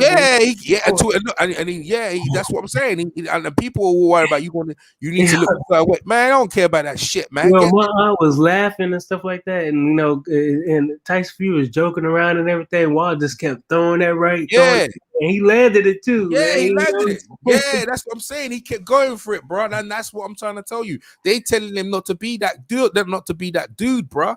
They telling him not to be that dude, man. Yeah, and then you saw that first Luis Ortiz fight, and Wilder got caught. You know what I'm saying? Wilder was standing on top of Ortiz, and he was just throwing that right hand. He was like, man, he felt comfortable. He's like, I got range. I'm throwing it. But he walked into that left, man. But that's when he walked into it. But you got to think about it. You know, he was going for the gusto, man. He just stuck to his identity, man. They told him not to be like Mike Tyson. They said you need to be more like Vladimir. Don't stay away from Mike Tyson. They told him that. See, they didn't. They see. I remember when they telling him them things there, bro. I remember, you know, they put that shit in his head. They took that shit away from him. Everything he needed, it was right there. He knew the formula. He knew that when he gets hit, he revolts into the Mike Tyson. I remember in the interview. Remember that's why people pay money to see him, because he was like, and then all of a sudden he changed this boxer, keeping it safe because worrying about, you know, you might get hit. See, now he worrying about getting hit, like what everyone's seeing, and before he didn't care about getting hit and knocked down. See, they were, and that's what I'm trying to say to you. He like Mike Tyson, bro. Anthony Joshua was on that shit. I'm telling you, bro. I'm telling you, he's the Mike Tyson's his guy, bro. Let me see. Someone just jumped in. All right, who is? That's Kurt. What's up, Fight Doctor? Yo, Fight Doctor's in the house on Rick James status as always. What's going on, gentlemen? Yeah, one thing's good. Talk your What's up? Yeah, talk your piece, Fight Doctor. We ain't heard you for a while. Tell us, give us some of your breakdown on what you're hearing and whatever. Go ahead. So, look, there's a psychological aspect to this, right? Now, let's hit the rewind button for 2 seconds. Let's go back to the Ruiz rematch, right? Now, I know that it was in the back of Joshua's mind what happened in the first fight. Joshua mentally checked out in the first fight. I don't care what anybody says. That's what I saw. Referee was looking right at him. He was looking right at the referee. Referee asked if he wanted to continue, and he was hamina. Okay? Joshua checked out of the first Ruiz fight mentally. Fast forward to the rematch. Joshua boxed a beautiful fight. At no point did he engage Ruiz. No, he didn't. At no point, right? He did not draw a line in the sand and said to himself, this far, no further. We're going to box, okay? I'm going to touch you up, jab, right hand. I'm get out the way. But we're not going to fight. Fast forward to what happened yesterday. What I saw Anthony Joshua get schooled for 11 rounds. Mm-hmm. And then in the 12th round, I saw him get beat down. Had that been a 15-round fight, Joshua would have got knocked out. Yes, he would. Okay? Joshua was well on his way to getting knocked out. The bell saved him, right? Them closing seconds of the 12th round, that was almost lights out. That was almost his second knockout loss. So, psychologically, I think Usyk has a huge advantage, more so than what Ruiz had going into the rematch. Because, look, not only did Usyk outbox you, he outfought you in the 12th round. Mano a mano. He beat you. He outboxed you and then he beat you. So this is what Anthony Joshua carries into the rematch. Not only did he school you, but he outfought you. So I don't see how Joshua wins the rematch. I don't care what trainer he gets. There has to be something inside of him that says, this far, no further. And that's not something you can learn in 6 months or whatever. Joshua's done. It's over. It's a wrap. I remember thinking that he was done after the first Ruiz fight. Now I'm convinced. You can't tell me opposite. I would have to be proven wrong. I hope Joshua proves me wrong. But right now, Joshua's done. Finito. It's a wrap. Collect your last paycheck. Done. Eddie Hearn, listen, I heard an Eddie Hearn interview earlier where Eddie Hearn said maybe we should have swerved Usyk.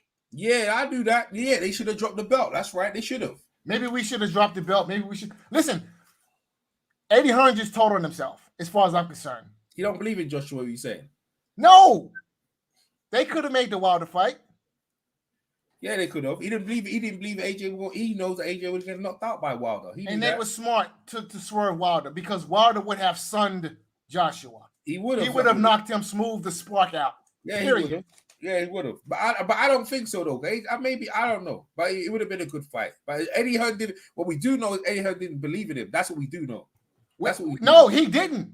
Okay, Eddie Hearn told him on himself. Yeah, he don't believe. He don't believe. Yeah, and that's what. Now that goes into what I've been saying. They don't believe in him. You know what I mean? You got all these cowardly people around you. Rob McCracken. You know what I mean? He's a nice guy, Rob McCracken. No, he's a nice guy. You know, he'll tell you, but he don't believe in Anthony Joshua. And Eddie Hearn doesn't believe in him either. They don't believe in him, bro. Go ahead, Fight Doctor. Finish you saying. No, that's basically my point. They don't believe in him, and now we see why. No, Joshua doesn't believe in himself. No, yeah, okay, there we go. That's the one. That's the one. He don't believe. Okay. But I knew that already. I knew that he's not a very confident guy when I'm interviewing him the first time. He's not a very confident guy. That's why he laughs all the time. Tony Cisse, we got a top cat. Everyone knows Tony Cisse. Train Andy Yard, train Craig Richards. He's been around all the top amateurs and pros around boxing for longest. So Tony Cisse, come in and give us your take. Go ahead, my man. Definitely, you're definitely right there. You know, they've used people like Joshua because you got to remember the era of our boxing has gone down. You know, the kids from 2000 and I would say 2005, 2006, it was a bad era. We have had no good kids coming through as heavyweights. Kids don't want to box no more. They want to become YouTubers and everything else. They want to go and make money. So boxing's too hard. And the people are seeing it now. You know, and people like Joshua, he had a chance within the Olympic Games and gave him that chance because it was in his country. And they've used it from being an Olympic champion, from, you know, in the 20 Olympic Games. That was they went with. Tony, you're breaking. Your connection's breaking up a bit there, yeah, Tony. Your connection's breaking up. You might want to jump. You might want to jump in and jump back out again and come back in. Well, try again. Carry on talking, but it was breaking up badly. But go on, carry on. Can you hear me? Yeah, I can hear you now. Go ahead. I can hear you now, clear. Yeah, go ahead, Tony. Yeah. So the process is that now they've used. And like you say, if they really did believe in him, they wouldn't be training him with amateurs. If they believed in him, they'll be taking him with the money that they have and the money that they've invested, you know, and taken from Sky. You know, they should have gone to the proper places to get the proper sparring. Everybody now wants to cut corners, you know, and getting good, you know, sparring. You know, I mean, Robert McCracken, it's hard for him because he's taken the job up in the GB squad. So if you think about, you know, the training that he's had to give to people like Joshua, he couldn't have done that. So Joshua's listening to around 3 or 4 different people. When he gets into that ring, when he's fighting, he asks questions. Why do you think a boxer, when a boxer's known, you know, he's not asking questions. He just sits and listens to the coach and says, you got to do this, you got to do that. And he knows what to do. You've got a boxer who doesn't know what to do because he doesn't see his regular boxing coach. You don't see him enough. If he was to see that coach enough, he would know straight away what to do. As soon as the coach says, you got to do this, be tighter, control the distance, hit him with that backhand, hit him. See, so there's no confidence there. They just used him he's a money machine for him. And I think that he, you know, he really does have to think about his future. 100%, Tony, man. You know what I'm saying? I when I look at him, it's a shame, bro. He's been doing a lot of stuff on his back. All right, I found the picture of Mike Tyson, right? And this is what I'm trying to say. I remember when they tried to, you know, with this picture of Mike Tyson, I remember what they did, yeah, they said, no, don't be like Mike Tyson. That's not a good example. Be more like Vladimir. Be more like Usyk. So that's what they've been trying to do. They don't even like Anthony Joshua, right? They've been telling him to be someone he's not. I mean, what kind of people are these people, man? And you can see them clearly cheering Usyk to beat him, man. I mean, you should hear Ron McCracken talk about Usyk. He's all reverent. When he talk about Anthony Joshua, he's still a novice. He's still learning. You know, I'm surprised he even had 10 defenses. That's what he said. That's what he said, man. I'm Tony. Wow. Would you ever say that about your fighter? Would you ever say that? You know what I mean? Never say that. You can. How could you say that? It's still. How can he be a novice? All these years he's been in the game. That's what I'm trying to say to you. If they liked his boxing skills, they wouldn't be saying that. No, wouldn't be saying They that. wouldn't have the confidence. Look at this picture. Look at this picture. Look at this picture. Make him know that he's a world champion. Look at this picture. Look, that's Anthony Joshua. He turned into Mike. That's who he asked him. You asked him. I remember listening to him, right? He said, that's the guy I like. I love Mike Tyson. That's the guy. They told him, don't be like that. That's what saved him against Vladimir. He turned into Mike Tyson and started putting hands on Vladimir when he got knocked down. That's who he is. That's what makes the fans came to him, because he was going in to try and knock you out. And when he did that against Dillian, he did it against other guys. That's who he is. Sometimes you need to box. I understand that. But against this opponent, that he needed to be the Mike Tyson type of guy. That's who he's not trying to. You don't want to go in there box. Ruiz, it worked against Ruiz, fine. But internally, Anthony Joshua is this guy. That's why he forgot who he is. Go ahead, Tony, talk on it. He should have been more that guy. I think he should have been more that guy like the Tyson. Not like, I mean, to be like Tyson, it's hard. But to fight, I feel that he had to fight. He had to fight more. He had to hold that middle, and he had to, cut him up, cut him down to size, in the sense of, he was small. He was smaller than him. He was bigger than him. So they should have pushed him and forced him to push on him. You know what I mean? Push on him, and like you say, throw bigger shots. He tried to box like Usyk. How can you box like and be like Usyk? Usyk has been doing this boxing his way since he was 10, 11 years old.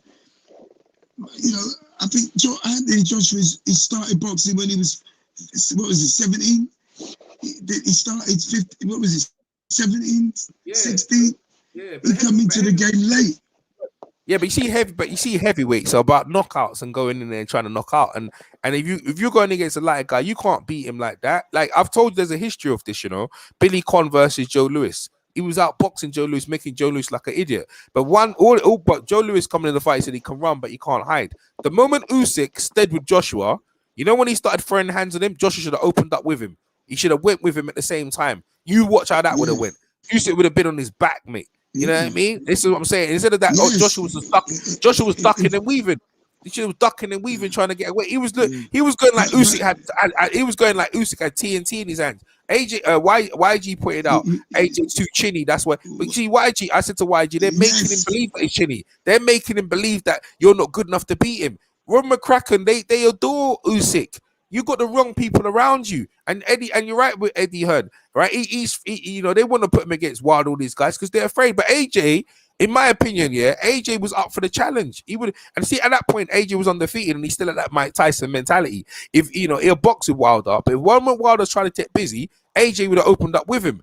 And then I reckon AJ, with his hooks and uppercuts and all that, he would have probably got Wilder. But I don't know if it would have been a great fight. But Eddie Hearn dodged it. They swerved it, and this is where you are now. You swerved it, and it's almost like they wanted to hand the reins over to this guy. I tell you, bro. It's like they wanted to hand him. Have they signed him yet? Have they signed him? Usyk. Yeah, are they looking to sign Usyk? Are they looking to sign him? He's been signed with Eddie Hearn. That was his last contract. That's why they put 3 opponents in there to make him look bad, to devalue him. That's what Eddie Hearn done a good job, of bringing the AJ protectors in. Yeah, he did. He done a good job because most people in this fight, they said AJ should beat him because he put all them guys in it to make him look bad. But they knew Usyk knew that if when we get a chance, we show you that we could beat him. But you see, the problem is that Rob McCracken, first off, AJ, when he fought Vladimir, it was 250, right? And that weight helped him because when he got knocked down, he got back up, he could absorb a bit and he could come back. He coming at 240 and he was about 240 and a quarter against Ruiz. And it's like, so you're coming in the same to box. This is not, you want to box this guy. And AJ would have looked a bit stupid trying to knock him out, but AJ would have got to him. He would have got to him eventually. They never in that game plan said, you need to go and knock him out. Do not try and go, you're not trying to go points. You're trying to knock him out. That's all you're trying to do it. And they never did that. What? AJ, I think, within himself, I think that AJ, to push that pace of the fight, to be like Mike Tyson, you had to have some sort of fitness in you, and I don't think he was confident in himself. Yeah, but he never trained like that. Shots. Yeah, he never trained like that, Tony. Though, but you have to train like that. You have to train like that. Them boys don't like Mike Tyson. This is what I'm trying to tell you. AJ, yes. See, AJ listened to all them guys, but when it came down to it, he turned into Mike Tyson against a lot of guys, and that's what made a lot of guys get battered because he would open up a 6-punch combination. He'll keep going. Because you look at Vladimir, he kept going until Vladimir was on the ground. And against Usyk, because they drained his energy, he took away his strength of who he was. You know what I mean? It took away from who he was. So you got to remember who was coaching him at that time. Tony Sims was coaching him when he first started. Was Tony Sims training him at that time? All them guys. Yeah, I got this guy called Jimmy. Yo, what's up, Jimmy? Yes, bro. You good? How you doing, man? I just talk about that fucking. I'm so fucking pissed off. AJ lost, some bullshit, man. Hold up, mate. You can't be swearing on the thing, bro. Like, innit? You can't be saying. I don't even know. You can't be swearing. Yeah, go ahead. No, I just thought I was annoyed that Joshua lost. I had to pay 25 quid, bro, just to see my boy get beat up. I'm thinking, why didn't I just stream that, man? You know what I mean? It's just one of them, innit? I think he's gonna trigger the rematch clause because, he's got nowhere else to go in it right now. Where else is he gonna go? I don't even think they'll do that. I think they'll bypass the clause. I think they'll bypass. No, Eddie Hearn said they'll do it. No, Eddie Hearn said they're gonna do it in March. Yeah, they're gonna do the rematch. They're gonna do the rematch. Yeah, he's right. 100%. Okay. Yeah. But they need to. What do you think, Jimmy? Yeah, they need to get rid of the whole team, right? Listen, Rob McCracken is like, I'm finding it difficult. I'm trying to keep it clean, bro. I don't want to swear, but Rob McCracken is not a good trainer. This is a guy, if you look at Carl Fletcher's whole career, bro, Carl Fletcher's always been stiff and robotic. With AJ, he has added a bit of slickness into his game because he lost a lot of muscle, so picked up some speed. But Rob McCracken is just not going to take. I actually think Adam Booth is probably a better trainer than Rob McCracken. No, never. I agree. Yeah, listen, there's a big difference between Adam Booth wouldn't have took away from Joshua. He would have let Joshua throw his hands on him because because if you look at Adam Booth with George Groves, George Groves was a puncher, and so was David Hay. He's right. I reckon Adam Booth would have been a better trainer. Go ahead. Yeah, bro. So I was saying I think Joshua needs to go back to the drawing board. Look. It's possible for him to get his belts back because he's done it before. He took a bad loss to Ruiz. Next fight, he got his belts back. So it's not out of the realms of possibility because he's done it before. But I think this is going to be a lot tougher because Usyk's a fucking pound-for-pound top-level operator. He's way more experienced than Joshua. Listen, Usyk is not going to come to the rematch unprepared. He's not going to pull Roberto Duran. That's right. Like Ruiz did. Right? But see, this time the task is going to be that much more difficult because now he knows you. What's he know? No. What's he know though? He knows that AJ didn't. AJ never turned up. That wasn't AJ, man. That wasn't. What's he know? Usyk is who he is. He's a boxer. We know who he is. He's a boxer. He's a masterclass boxer. That's who he is. There's nothing more to him. He's a southpaw masterclass boxer. Who's AJ? Right. Who is AJ? You're a box AJ or you're a fighter knockout artist? Yeah. AJ's a knockout artist. He goes and knocks people's teeth out down their throat. So be who you've been. And that's what I'm trying to say to you. So yeah, everyone's talking about it's gonna be harder, but Usyk ain't gonna get better than he is. He's older than AJ, by the way, by 3 years. You know what I mean? AJ played his game and that didn't work. So it's like, I'm not playing your game no more. I'm gonna play my game. Be a heavyweight. Go ahead. Usyk ain't gonna box it. He's gonna box the same fight. He's not gonna change anything. He's gonna been come in. No, boxing like that. he's confident now on the last round. To me, he's gonna go in and try and stop AJ, and that's when But AJ he good. could have stopped. Yeah, but he yeah, could have good. Let stopped AJ. him come in. Let him come in to try and stop AJ and see what happens when you come in there. AJ needs to practice. AJ needs to understand this guy's gonna come in to try and knock you out. AJ needs to meet him head on, and let's see how that works out. Let's see how that works out when you try and go toe to toe with AJ, because AJ gonna get caught, but you gonna get caught as well. And let's see how that works out. I'm telling But you. now, see, that's assuming that Joshua is going to somehow find killer instinct that he didn't find yesterday. Yes. Yeah, but they took it away from him after they told him not to be like that. That's the whole. Listen, I think Ruiz took it away from him. To be completely honest, No, not Ruiz. It was the trainer. The trainers took it away from him. So, they've been telling when he opened up right against when he opens up against other guys. Robert's been telling him don't do that. They've been telling see what happens when you do that. You get knocked out. That's what they took it away from him. But you see is that's what made him exciting. When he knocked Ruiz down, he went in there to finish him how he's supposed to. But the only thing is he wasn't ready to be took. That's the problem. And then they said to him, don't never do that again. And then he said, all right, I'm going to listen to you. Then he went into box. And now he's stuck in that mode. He hasn't switched. You know, that's the problem. Go ahead. But see, here's too many people. Too many people. But see, here's the problem, right? We go back to the first Ruiz fight, right? We saw Anthony Joshua try to destroy this guy. And listen, Ruiz has one hell of a chin because he took some monster shots. He got knocked down from Joshua. He got knocked down though. But he got up. Why did he get up? No, hold up. Why did he get up? Because he has a good chin. That's why. No, he got up because of the weight. That's what I'm trying to. He got up because he's heavy. He could take the punch because of the weight. That's what I'm trying to tell you. They're heavyweights. So when he got up, right, because he could take the punches because of the weight, he wasn't ready to be finished. That he still had something left, but AJ was wearing him down. He would eventually got knocked down if AJ didn't jump on him. AJ would have eventually knocked him out. But see, that's the problem. Okay, he was too impatient. Joshua jumped on him, but this guy was like, no, we're not having it. No, but he was too early though. That was too early to knock him out. He was too early, and that goes into AJ was never. Let's look at this. AJ was never supposed to fight that guy. He didn't have a training camp for that guy. They got that guy the last minute. You know, you have to look at things in context, like you told me. AJ was AJ at a over camp. He came there to fight Big Baby, and he stayed there a month longer than he was, and he was in Miami, and you saw him tanned up and drained. Right? He wanted to get the guy out of there. Go ahead. See, that's all incidental, right?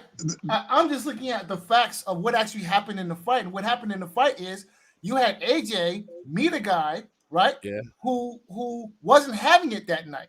Now, he wasn't ready to be took that day. Now, AJ was winning on the scorecards in my thing, right? He was boxing him, right? Turning him, boxing him the straight punches. When AJ caught him with the straight and he dropped, AJ said, all right, it's time now. I'm getting him out. I'm going home. And he wasn't ready to took that way. Yeah, he wasn't having it. I agree with you.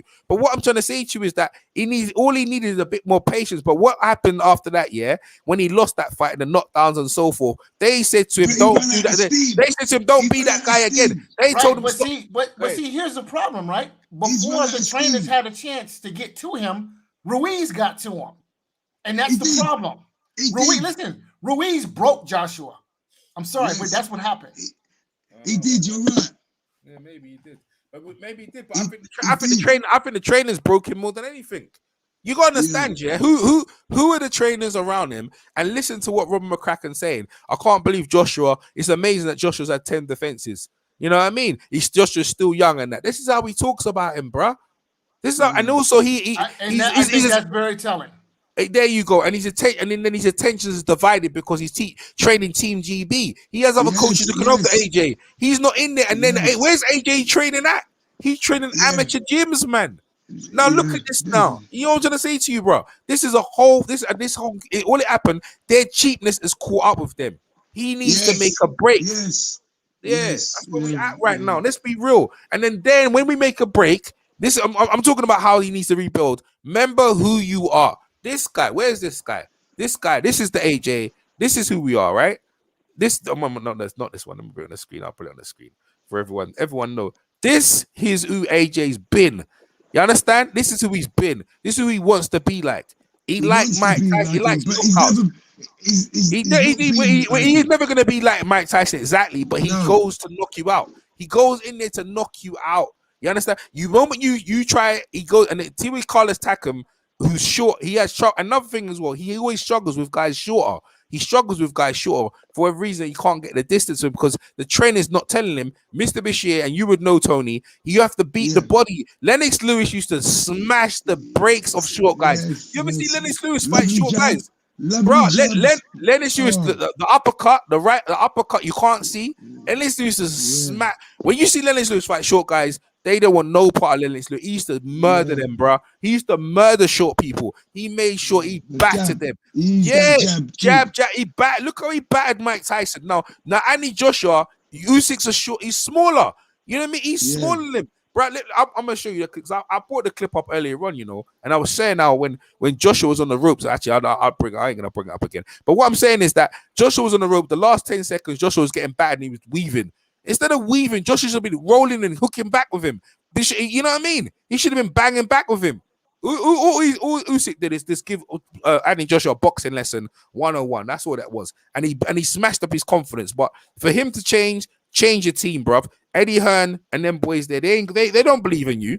They don't believe in you. They don't even know what to do with you because you got a lifetime contract with you. They don't even know what they got a rematch, but none of them believe that Eddie's gonna win. Go ahead. I think Eddie don't believe in the team no more. He said as soon as the match had finished, he said he has to make changes. Yeah, straight away. AJ, what it is that these guys are over. Mr. Bashir said it earlier on. They've overthink the whole thing. They've overthink who AJ is. Yeah, he's forgot who he is. He's forgot who he is. You know what I mean, it's a shame, bro. But that's how boxing is. You're around people long enough, and they keep telling you, "No one, you're not special. No one's special." Until eventually, AJ believes it himself. Goes, is it? Goes, yeah, you're not that good. This guy's dangerous. You need to box him. Yeah. Yeah, you need to box him, AJ. He's too dangerous, AJ. His footwork's too good. He's got master foot. Look what he's done in the cruiserweights. This guy's dangerous.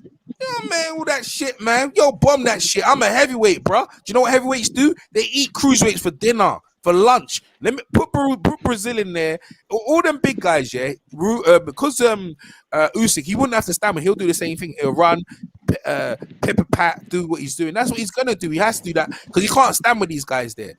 Now you made this guy believe that listen. If he fought Tyson Fury would show him what time it is. And now I believe Dillian White would beat Usyk.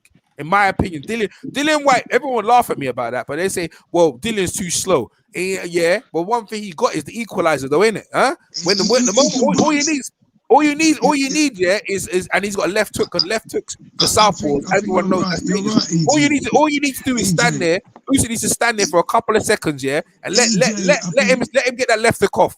Let Dillian White let that left hook on Usyk, and let's see what's going on. I don't think Tyson Fury could beat Usyk because I still can't get that Steve Cunningham fight out of my head, and Steve Cunningham fight is not really the greatest cruiserweight, if we're honest. Usyk is a much better fighter than Steve Cunningham ever was and ever will be. So I think that's a 50-50 for me. Yeah, I mean, the Dillian White, yeah, you're right. I'd actually give Dillian White a good chance because, Dillian White, he's a dog on the inside and stuff. And he's a big puncher. Tyson Fury's got Javon Hill from the Crump Gym. He ain't that guy no more. You know what I'm saying? Tyson Fury knows who he is, right? And if you look at that fight, he knocked him down. But what did Tyson Fury did? Did he try to box him? Did he try to box Steve Cunningham? No. What did he do? He went in there and went to fight him. He went in there to knock him out. He realized, this boxing shit ain't working. He holded him and battered him. And Joshua was doing that. He didn't want to do it. Joshua didn't want to hold him around the back of the head and batter him. He didn't want to. He wanted to be nice to him. He wanted to say, you know what? Let me shake hands. Joshua too nice to him. He had no confidence in his fitness. I'm telling you. Here's what I really failed to comprehend as far as Team Joshua is concerned, right? We've already seen the blueprint on how to beat this guy. Tony Bellew, Derek Chisora have already laid the blueprint how you beat this guy.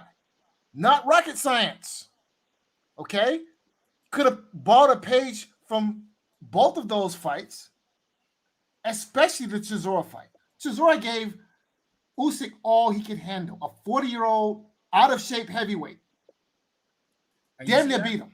And you see that? And you see, now let's ask the question: why did Ron McCracken and his team of intelligent coaches, why didn't they use that? You see, you even know that, but we know that Andy Joshua do a better job than doing that. Why didn't Andy Joshua fight that way? You see what I'm trying to tell you? They told him the wrong thing. They told him to box. They told him to outbox. I don't know why they did that. They told him to outbox the boxer. EJ, why did they say that? Yeah. Why do you think Because they don't believe in him. They want Usyk. They want Alexander Usyk to win, man. They want him to win, and he did. They took away everything. That's what I'm saying. Jimmy, you got feedback. Jimmy, you got feedback. I'll put you on mute for a second, bro.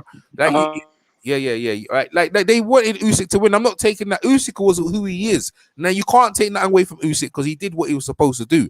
He's a master boxer, and I ain't trying to say he ain't all that. Usyk is what he is. But Joshua should have been who he's been for a long time. But they've been slowly trying to change him over the time. Like, give an example. When he came out with Stormzy and playing that music and this and that, he was that Mike Tyson, the short. Then they changed him wearing the white robe. They go, you need to be more like Ali, more like Vladimir, more refined. So they start to say, this will be better for you. It's more marketable for you. So they listens to these people. They tell him, this is better for you. See, all these people tell him, but they ain't telling him what got him through these things, yeah? That fight with Dillian, all them things there, because he had better amateur pedigree than Dillian, all right? So he knew that he could beat him and he was confident. But in this fight, they said, well, this guy's got more amateur pedigree than you. He's got this, that, and you. He's better than you. And everything. And that's all they were telling him. That's all they're telling him. He's got this better than you, better than you. Worry about your chin. Worry about this. They just disarm the man. They disarm. I've seen big guys like him, in the gym, You got some big guys in the gym. Have you ever seen these big guys in the gym and they ain't got no confidence about themselves? You know why? Because some little midget has been in their ear telling them they're nothing. That's what's happened, mate. Whispering in his ear. He don't believe he's an elephant. You see an elephant and he's scared of mouses. Elephants are not scared of mouses, by the way. That's actually a lie. But if you can psychology keep doing it, an elephant will be scared of a mouse. That's what Anthony Joshua's turn. He's a big elephant who's scared of little people. That's what's happened to him, man. I mean, how are you scared of Usyk? He was going like Usyk had TNT in his hands, bro. He was. Do you see Usyk? Before the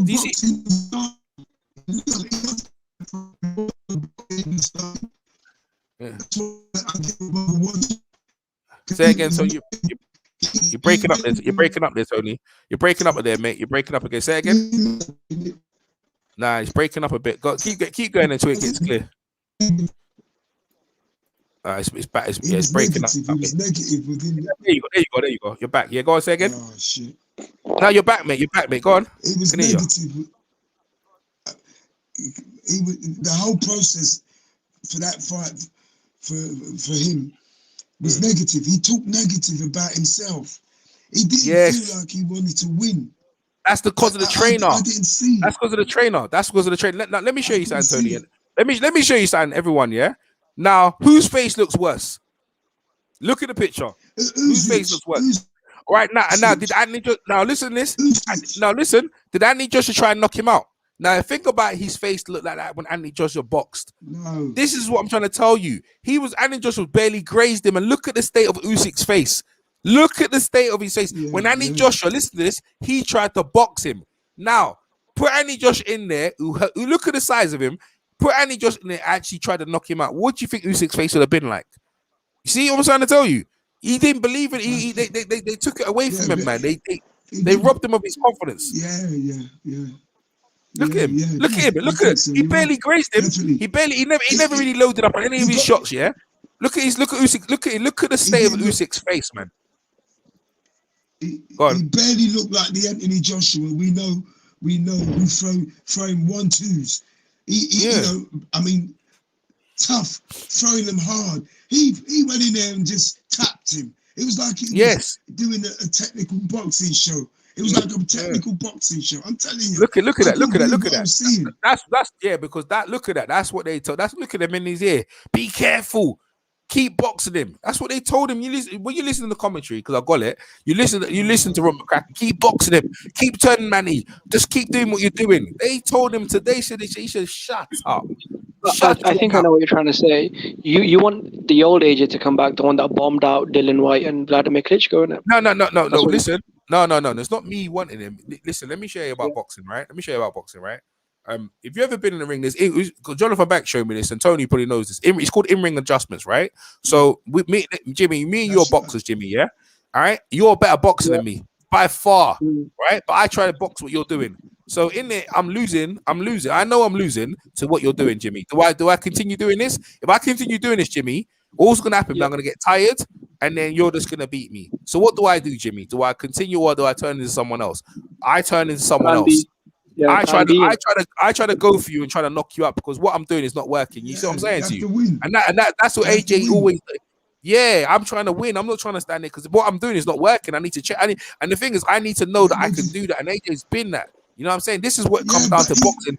It's called adjustment. And then this is what I'm saying. go ahead. But this is what I'm saying.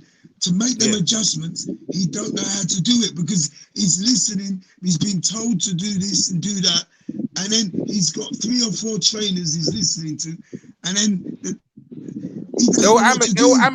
They're all amateurs. If you know team, you know up Sheffield, right? Down Sheffield, and what's up? Get the smoke. Down Sheffield, they only teach straight punches, right? But you see the Cubans and the Americans and the Mexicans and all the others, they teach every punch to get the job done. They don't in England they want straight arm punches. So when Anthony Joshua's there, that's what you saw, straight arm punches, right? Barely throwing any hooks or bashing to the body. So he's only been taught what they're telling him. That's why they're limited. So what I'm trying to say to you, Anthony Joshua knows himself, as I put it out before, is that he knows he can revert into someone else. And they took that away from him, man. That's what I'm trying to tell you. They took that away from him. You know, Andy Joshua's trainer before Rob McCracken or when he was amateur, you know, he used to train him. It was Don Charles. Don Charles, the same trainer who taught Derek Chisora. So Don Charles showed him. Don Charles showed him how to fight when shit got crazy. And Andy Joshua left that at the doorstep. He left it at the doorstep. He left it there. That's what I'm trying to tell you, bro. This is the gap.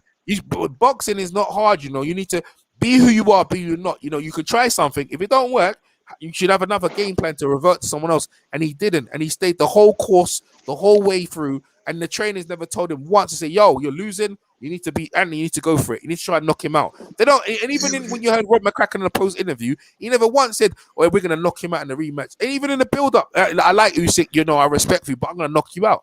I'm gonna render you unconscious. The moment you stand with me, and Mr. Bashir said it as well. You have to train for that, right? You have to, you know, box. But when you open up, just keep going. Keep going until he's down on the floor. That's why Wilder. Everyone laughs at Wilder, but Wilder gets the job done. You know, Fury was laughing at him with them punch, but you see, one of them punches Fury was laughing at, put him on the ground, didn't it? That's what I'm trying to tell you. EJ, you have to have the confidence to do that. You have to raise the pace. You've got to know how to raise the pace. They raise the pace. They know how to do that. No, they know. You're right, but they never. But they never trained him for that, Tony. You see what I'm saying? They never trained. No, they they don't. For all the fights, anyone that he raises the pace, he starts to hold because he No. Listen, Tony. No, listen. Again, Tony, it's the trainers, right? What I'm trying to say is you have to train for that. So all it is that he already has it inside of him to do that. So he can box. Then all of a sudden he lets rip with combinations. Because look what he did to Vladimir. Vladimir's better. Now tell me this, right? Who's a better boxer, Vladimir or Usyk? Really? I mean, if Usyk went against Vladimir would have schooled him, innit? Right? So Vladimir is a better boxer than Usyk, isn't it? But you see, AJ didn't box with him, did he? He just blatantly just said, nah, bomb that, I'm going for him. And that's what happened, didn't it? And this is what I'm saying to you. He never once cut loose and said, bomb that, I'm going to go for him. You know, why are you worrying about looking good or worried about getting hit? Yeah, you're going to get hit, but he's going to get hit. And I'm telling you what, look, by looking at his face, when AJ hit him, he got hit, man. AJ never followed up on it. He should have went for it. Another thing as well, someone pointed out to me that Usyk can't fight on the back foot. You see, no one's ever put Usyk on the back foot, pressured him on the back foot. He should have put him. Yeah, he can box on the back foot, yeah. But what I'm saying to you, in the big ring with AJ, AJ should have battered him. He should have battered his body, stiffened his legs, and went for his head. It sounds easy enough than what I'm saying to you, but really and truly, there's no other way that he can try and beat him. He can't outbox him. We've seen that, so you need to go fight him, and that's it. Intangible boxing. What's going on? Usyk is better boxer.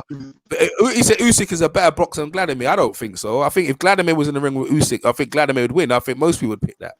I think most people pick Vladimir. Vladimir would beat him. I think Vladimir can box and he still has the power. Yeah, Vladimir would beat. You beat Usyk, of course. Yeah, he beat Usyk, man. Vitaly Klitschko. All them big, you got to remember when these big guys hit you, they drain a lot of energy out of you. You know what I mean? I mean, like, look, mate. I know. Everything out of you. EJ, do you think It's he needs like to a go to do hammer that? Like, hitting you. he's close to Vladimir Klitschko. Do you think he needs to use those Klitschko tactics, like tying him up, holding him, leaning him, getting Nah. dirty? Nah. He needs to he needs to be more busier. No. Look. When you look at the picture, the picture Yeah. sells a lot, right? They said in the fight, when McCracken said he couldn't see it at one eye. Well, you got one eye. Well, listen what Angela Dundee said to Sugar Ray Leonard, right in the corner. You're blurring it, kid. You're blurring it, and he had one eye. His eyes were swelling up. He couldn't see out the one eye because you're blurring it, kid. You need to go and dog him. You need to go knock him out. What did Sugar Ray listen to his trainer? Went for it. He went for Hearns, and Hearns was clearly outboxing him. Yeah, Listen, Clarence was outboxing him, man. He would box him, and he said, "Yo, bomb that." He bashed Hearns to the body. He went to his head. He went for him. He opened up an ensemble of combination, and he got him. And that's what Joshua was missing. He missing that trainer in the corner. Say, "Yo, bro." Ron McCracken never once said to him, "You're losing the fight." He goes, "Joshua, keep turning him, Joshua." They told him rubbish in his There's ears. no urgency. The thing is, they're trying to be too pretty in it. Rob McCracken, these amateur guys, they're trying to keep it too pretty, too flashy. Sometimes it ain't about being like who's the prettiest boxer or the flashiest. Sometimes you gotta get down there in the fucking mud, innit? Yeah. Now look, my man Intangible says, Glad is stronger attributes than Usyk. And listen, in the heavyweight division, all you care about is see in boxing the heavyweight. It's not like any other division. You can be clearly outboxing someone in the heavyweight division, and the guy will catch you and render you, as you see with loads of guys in the heavyweight division that you can be rendered unconscious, right? So you can be outboxing and that. Ain't no one care about no boxing. That's why heavyweight division pays the most money, because the guys in there, they're not trying to outbox you, bruv. They know a bit of boxing, but they're trying to put you on your back. And Joshua forgot about that. He forgot who he is. And look, regardless if you think Vladimir or Usyk, Joshua needs to be who he is. Usyk is who he is, a master boxer, and he won the fight, and you have to give him credit because their work. But his team was who he was. But Andy Joshua's team, they were trying to make Andy Joshua like Vladimir, like Usyk. Why are you trying to do that? Why would you try and do that, man? They're idiots. That was mad. Yeah, you're definitely right. How can you be like Usyk if you can't move your feet, move your head? The man is class at that, and it didn't work. It didn't work one bit. His backhand was tapping. I couldn't believe what I was seeing, and that's the confidence. Like you said, they've drained all the confidence out of him, trying to get him to box like Usyk. Yes, right. I don't know why they did that. I don't No, they understand didn't. They don't. No, I know why, because they never believed him in the first place. You heard from McCracken. Yeah. I can't believe he's even done 10 defenses. Every time Andy Joshua wins, he goes, I can't believe he's winning. I didn't think he was going to be anything special because you, my friend, that's why you shouldn't be the head of Team GB. I looked at Andy Joshua. Well, this is why I got my media credentials with Matchroom, because I could see something in him already. So who's that big guy? Look how muscular he is. If that guy can fight properly, he'll be an animal, right? That's why I looked at him. And what they've done, they've stripped him down into someone he's not. They're making him to someone and then made him so unconfident. Because Rob McCracken sounds like himself. I mean, you listen to the guy. The man would drain the energy out of you, Tony. See, if you ever see Tony Cisse in the corner, bruv, Tony will light you up with energy, man. You know what I mean? It'll give you so much energy, so much enthusiasm that you'd feel you want to get there in yourself. If I replace Tony Cisse and replace Ron McCracken, Tony, what would you say to Andy Joshua in the corner, round one? What would you tell him Andy Joshua to do? Go ahead. I said, feel him out. Go in there and feel him out and see what he's about. See why he starts to box. Once we got the feeling how he boxes, then we're going to step it up each time. So what we do, we make sure your front foot goes round the outside of your southpaw. Do you understand? And from there, because you're bigger than him, you always come over the top of him. So as soon as he comes, and bring your hands back to your chin, because once your hand is back to it, he can't come over. He can't throw that jab, because all he was hitting him with was the jab. So as soon as he comes, that jab would have hit him in the left hand, and his right would have just come straight over. That's how to break him down. Because I say, listen, keep the middle, don't move from that center. Just move round in a circle and just make sure you punch with him. If you punch with him and then punch off, against him, so you're forcing him, force the pace, and from there he up it. Each time you up the game, and then that's how you break him down. Because, like you said, Usyk, when he got to Usyk moved a bit. He had to run. Do you know what I mean? But then the tempo of him going to hit him was not enough. You know what I mean? If he kept up with the tempo of going forward and hitting him with 1-2s and body shots and Yeah. did you see a body shot? Did you No, see a you body didn't shot? see no left hooks, barely any left hooks to the body, nothing. Yeah, Nothing. no. And See, his foot was in it. His foot, after, when you watch it, his foot was in the inside and this and that. But you see the thing is, Tony, what would you say to your guy? He's in the ninth round, and you see your guy fading. What would you tell to Joshua at that point when you see him fading? He looks like he's losing on the scorecards. So he's losing the scorecards. We're in the 10th round. What would you tell Joshua at that point? He's losing the scorecard. You're getting outboxed. What would you tell him at that point? I'd say, listen, if you don't go out in the next round and put it on him, I said, I'm going to throw in the towel. Because, I'm telling you, I was fighting him to say, work. You know what I mean? Work. And I'll just say that just to influence him, to push himself. Because I'm trying to say to him, you're losing now. Come on. No, let's step it up. You can do this. Let's step it up. Now you have to have that influence within him to jerk him, to make him feel good, because that's what Anthony wants to hear. He wants to hear you what to do. He doesn't know what to do. When he comes out, the fights that he's had, listen to what Anthony says. What should I do? How should I throw to his body? How should I do? What should I do to get to his head? So that clearly, you can clearly see that he doesn't spend enough time with that boxer. So he looks around each time to try to find someone to give him an answer. He looks at this person, and then he sees that McCracken's in front of him. You know what I mean? But he's looking in every different direction. So he's confused. The kid is confused already about what to do. And that's to do with, like what you said. If somebody is spending months with the GB squad, because you've got to remember the Olympics is only just over. So he hasn't had long to spend with Joshua, if that's the case. I really don't know. But this is what I'm thinking, because he would be more with the GB squad, and and he must have been, out there in Tokyo. He must have been. They're draining, and you see when he's doing that, they're draining his energy, because he's giving all the energy to them. And he's so special. You're so this and so that. No one ever told him, listen, mate. Now, fuck all that. You need to be focused on your fight. You need to be that. I saw the trainer because I was watching the clips. If you see the behind the scenes, Tony, you'll see this trainer telling him how to beat Southpaw. You behind the scenes, I feel I need to find it, right? You see this. Find it and send it. I can find it now. Behind the scenes, you see this trainer training him how to beat Southpaw. Now, the things he was telling him was correct, but the only thing he didn't do is the movement. It was the movement. He the movement. He had the pads in a Southpaw stance, But what he ain't telling him, he didn't for him.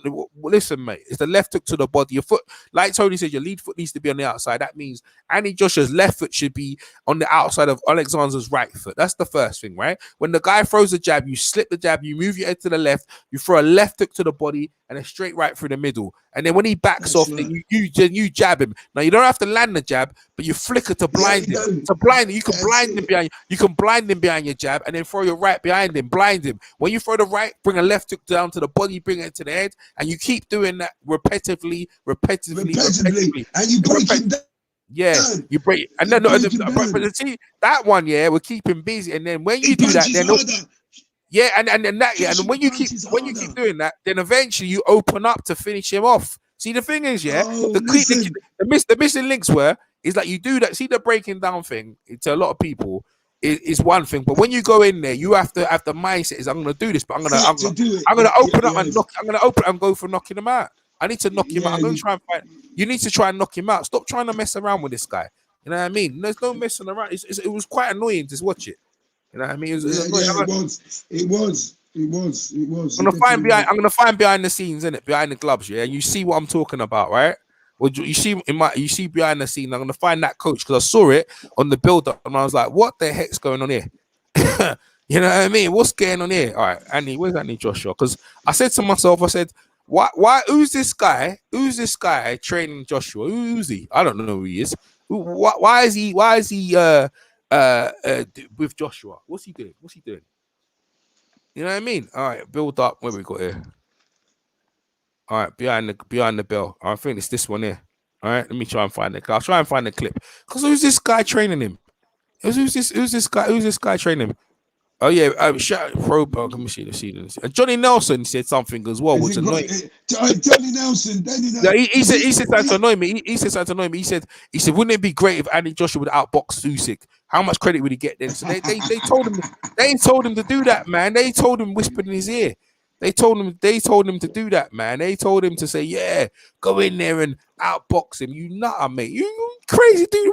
What would you want to do that for? You know what I mean?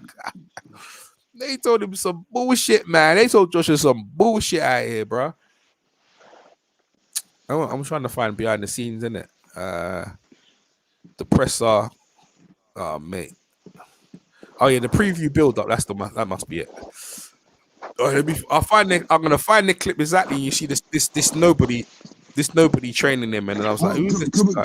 Could you show it? Yeah, well, I'm gonna find it. I'm gonna find the clip, and I was annoyed. Oh, good. So, who's this guy? Who's this? What's he doing with him? You know what I mean? It's like, why is he? You know what I mean? I don't even know who this guy is, man. You know what I mean? Why is he with Joshua?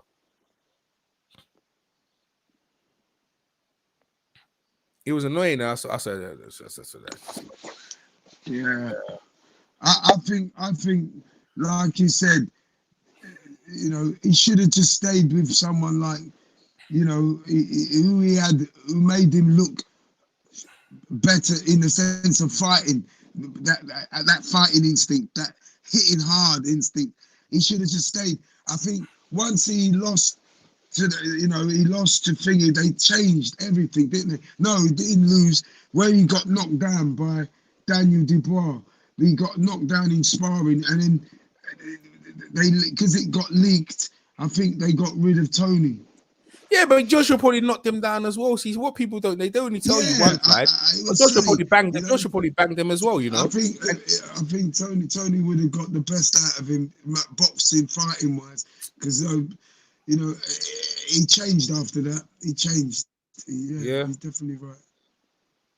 Because a lot of time they leak things, Tony, and they tell you this and that. Because Daniel Dubois' whole thing is like, I'm not Daniel Joshua out in sparring, but so what happened to you with So what happened to you when you win against Joe Joyce there, mate? What happened there? Huh? You know? Different thing. Different thing. Yeah. Because you got served up there. What's this here? I see Joshua. I'm trying to find Joshua. Because look what Laura Sokoli did, yeah, to that little guy, the guy in the ring. Look how he battered that guy the other day. I don't know, the guy was a nobody, but look how he battered him. You see what I'm saying to you?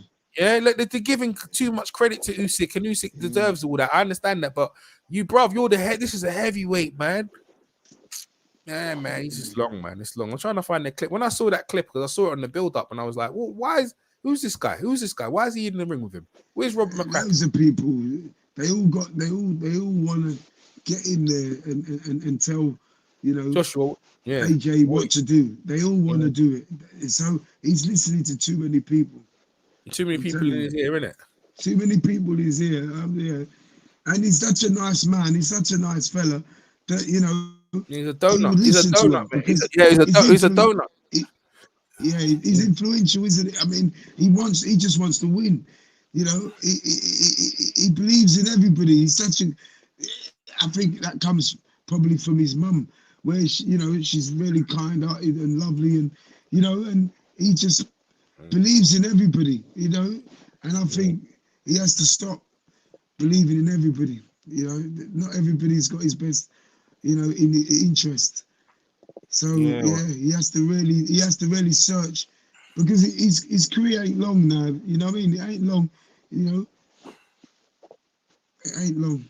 Yeah, well, he's End of the day, like hey, listen, people are more than people are more than what they are. You know what I'm saying? But in my opinion, anyway, he just it's like it's like it's only one aspect of who someone is. You know what I mean? It's not who he is. So it's only one part of who he is. So hopefully Joshua can learn from it and this and that. I'm trying to find the clip, of the Oh, EJ, I'll catch you later, man.